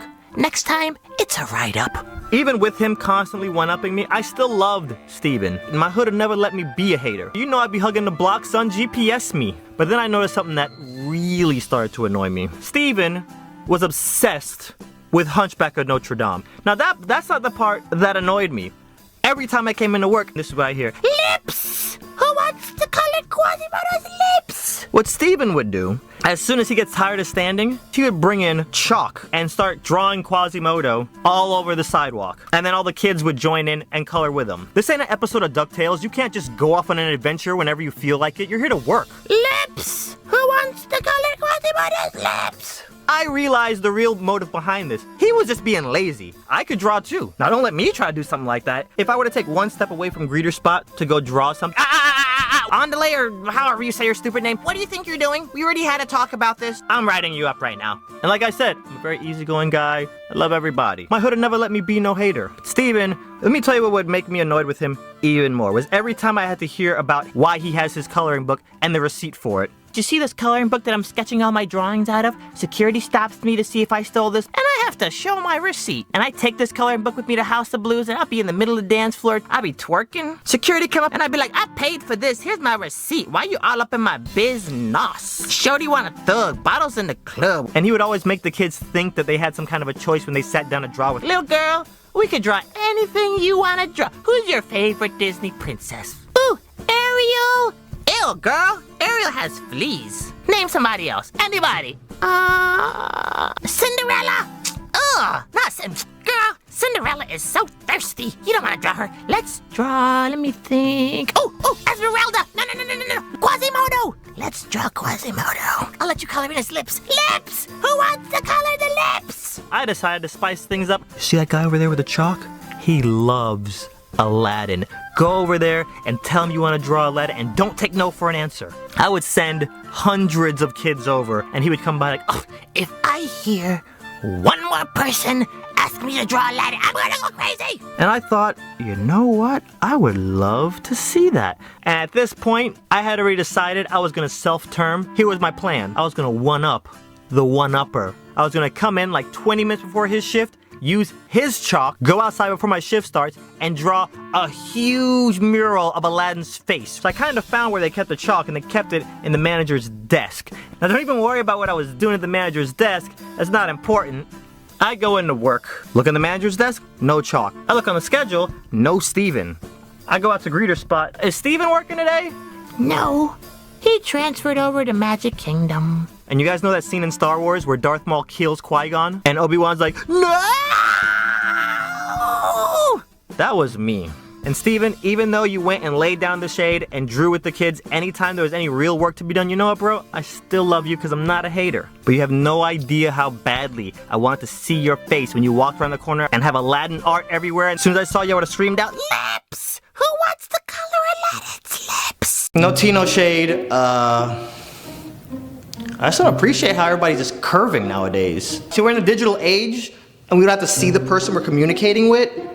But like, people don't even know how to act no more. Curving is basically when you ignore somebody on purpose or not on purpose, but it's usually on purpose. And see, most curving happens on this, phone calls, texts, or when you DM Kelsey and you know she's seen it, but she gonna sit there and try to act like she ain't seen it. See, Kelsey thinks it's all fun and games until I pull up on her block. No tea, no shade. I don't understand. People will hit you up when they have no real intentions of ever kicking it with you. It's always happening, but the hangout never actually happens. Some people just, one, like being the object of your desire, or B, just that they like knowing that they can just have you whenever they want. Don't pull them stunts on me, thinking you Jackie Chan Jet Li, cause my homies will pull up on your block. My whole squad let them things go. And something else people are doing now is they like to hit you up, get you all excited about doing something, and then curve you like, I was doing my thing, sitting at home watching PLL until you hit me up talking about some, let me take you to Disney tonight. And then I gotta spend 2 hours washing all this ugly off my face, get ready, put my Mickey Mouse ears on, and text you back, and all I hear is crickets. What part about pull up on your block, hands on sight, made the thing go boom pow? Did you not understand? No tea, no shade. It's not rocket surgery or brain science. I'm gonna put something out in the universe that some of y'all have probably never thought about. Treat people the way you wanna be treated. I know, it's crazy, Taxi. Just try, because we all think that we're good people, but we do stuff to other people that we wouldn't want other people to do to us. Just saying. At some point in your life, you're gonna get curved. I don't care who you are, but when it happens, you gotta digest it right. Embrace it. Everybody out here taking it personal when they get curved. Look at Taylor Swift. Look at Adele, Demi Lovato, Drake. All these people that make albums after they go and get curved and make tens of millions of dollars. That could be you, but you out here subtweeting. Next person that curves me and all my homies gonna roll up on your block, and all you gonna hear is, let the 75th annual Hunger Games begin!